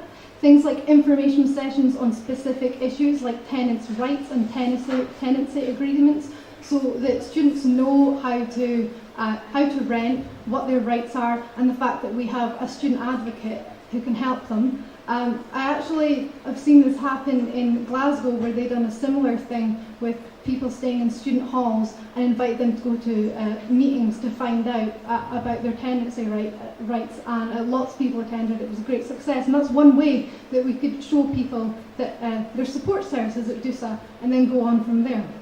But just as a point of information, we are doing a housing week in about 2 weeks' time from March the 9th onwards, and there's a housing booklet going out this year as well. Just one point of information. Obviously that needs to be expanded next year, and maybe be better around Christmas time. Ian is desperate to have the last word. This is an easy question. Okay, so next year, Brian Cox's second term as rector ends. Ideally and realistically, who would you like to see replace Brian as rector next year? Tim? I couldn't come up with names on my top of my head because I'd be just wanting like my favourite footballer or my favourite actor or something like that. I think Brian's done a good job. I think, you know, opposed to Glasgow, who have got someone who can't even visit them at all, I think that's useless. The point of a rector is there to be on campus when he can. Obviously, it's not a full-time job. He needs to be around, and I think him coming around says, Brian, I wouldn't be upset if Brian came in for a third term. I think he's done well. He comes in, he speaks to students. His library drop-in sessions have been really amazing. But if it turns out that he doesn't want to rerun or he doesn't get elected, I would hope that the rector who does get elected does actively try and come to Dundee and engage with the students who have just elected him as their rector. Who's your favourite footballer then? He was bluffing, he doesn't know any football. Stephen Gerrard's my favourite at the moment. Mary, your favourite footballer? Seagull. I don't think he plays football anymore, though. I don't know much about football. What about the rector then? The rector. Well, I couldn't really come up with a name off the top of my head. I think it would be important that they had links to Dundee and would want to engage with the union, so I don't think that it would be very positive for us to have somebody who, you know, like I think it's Glasgow that's got Edward Snowden. I don't think that would work for us. So my first thought is maybe somebody like an MP or a councillor, but I would want to look at who has links to Dundee. Okay. I think is it. Good luck to both of you.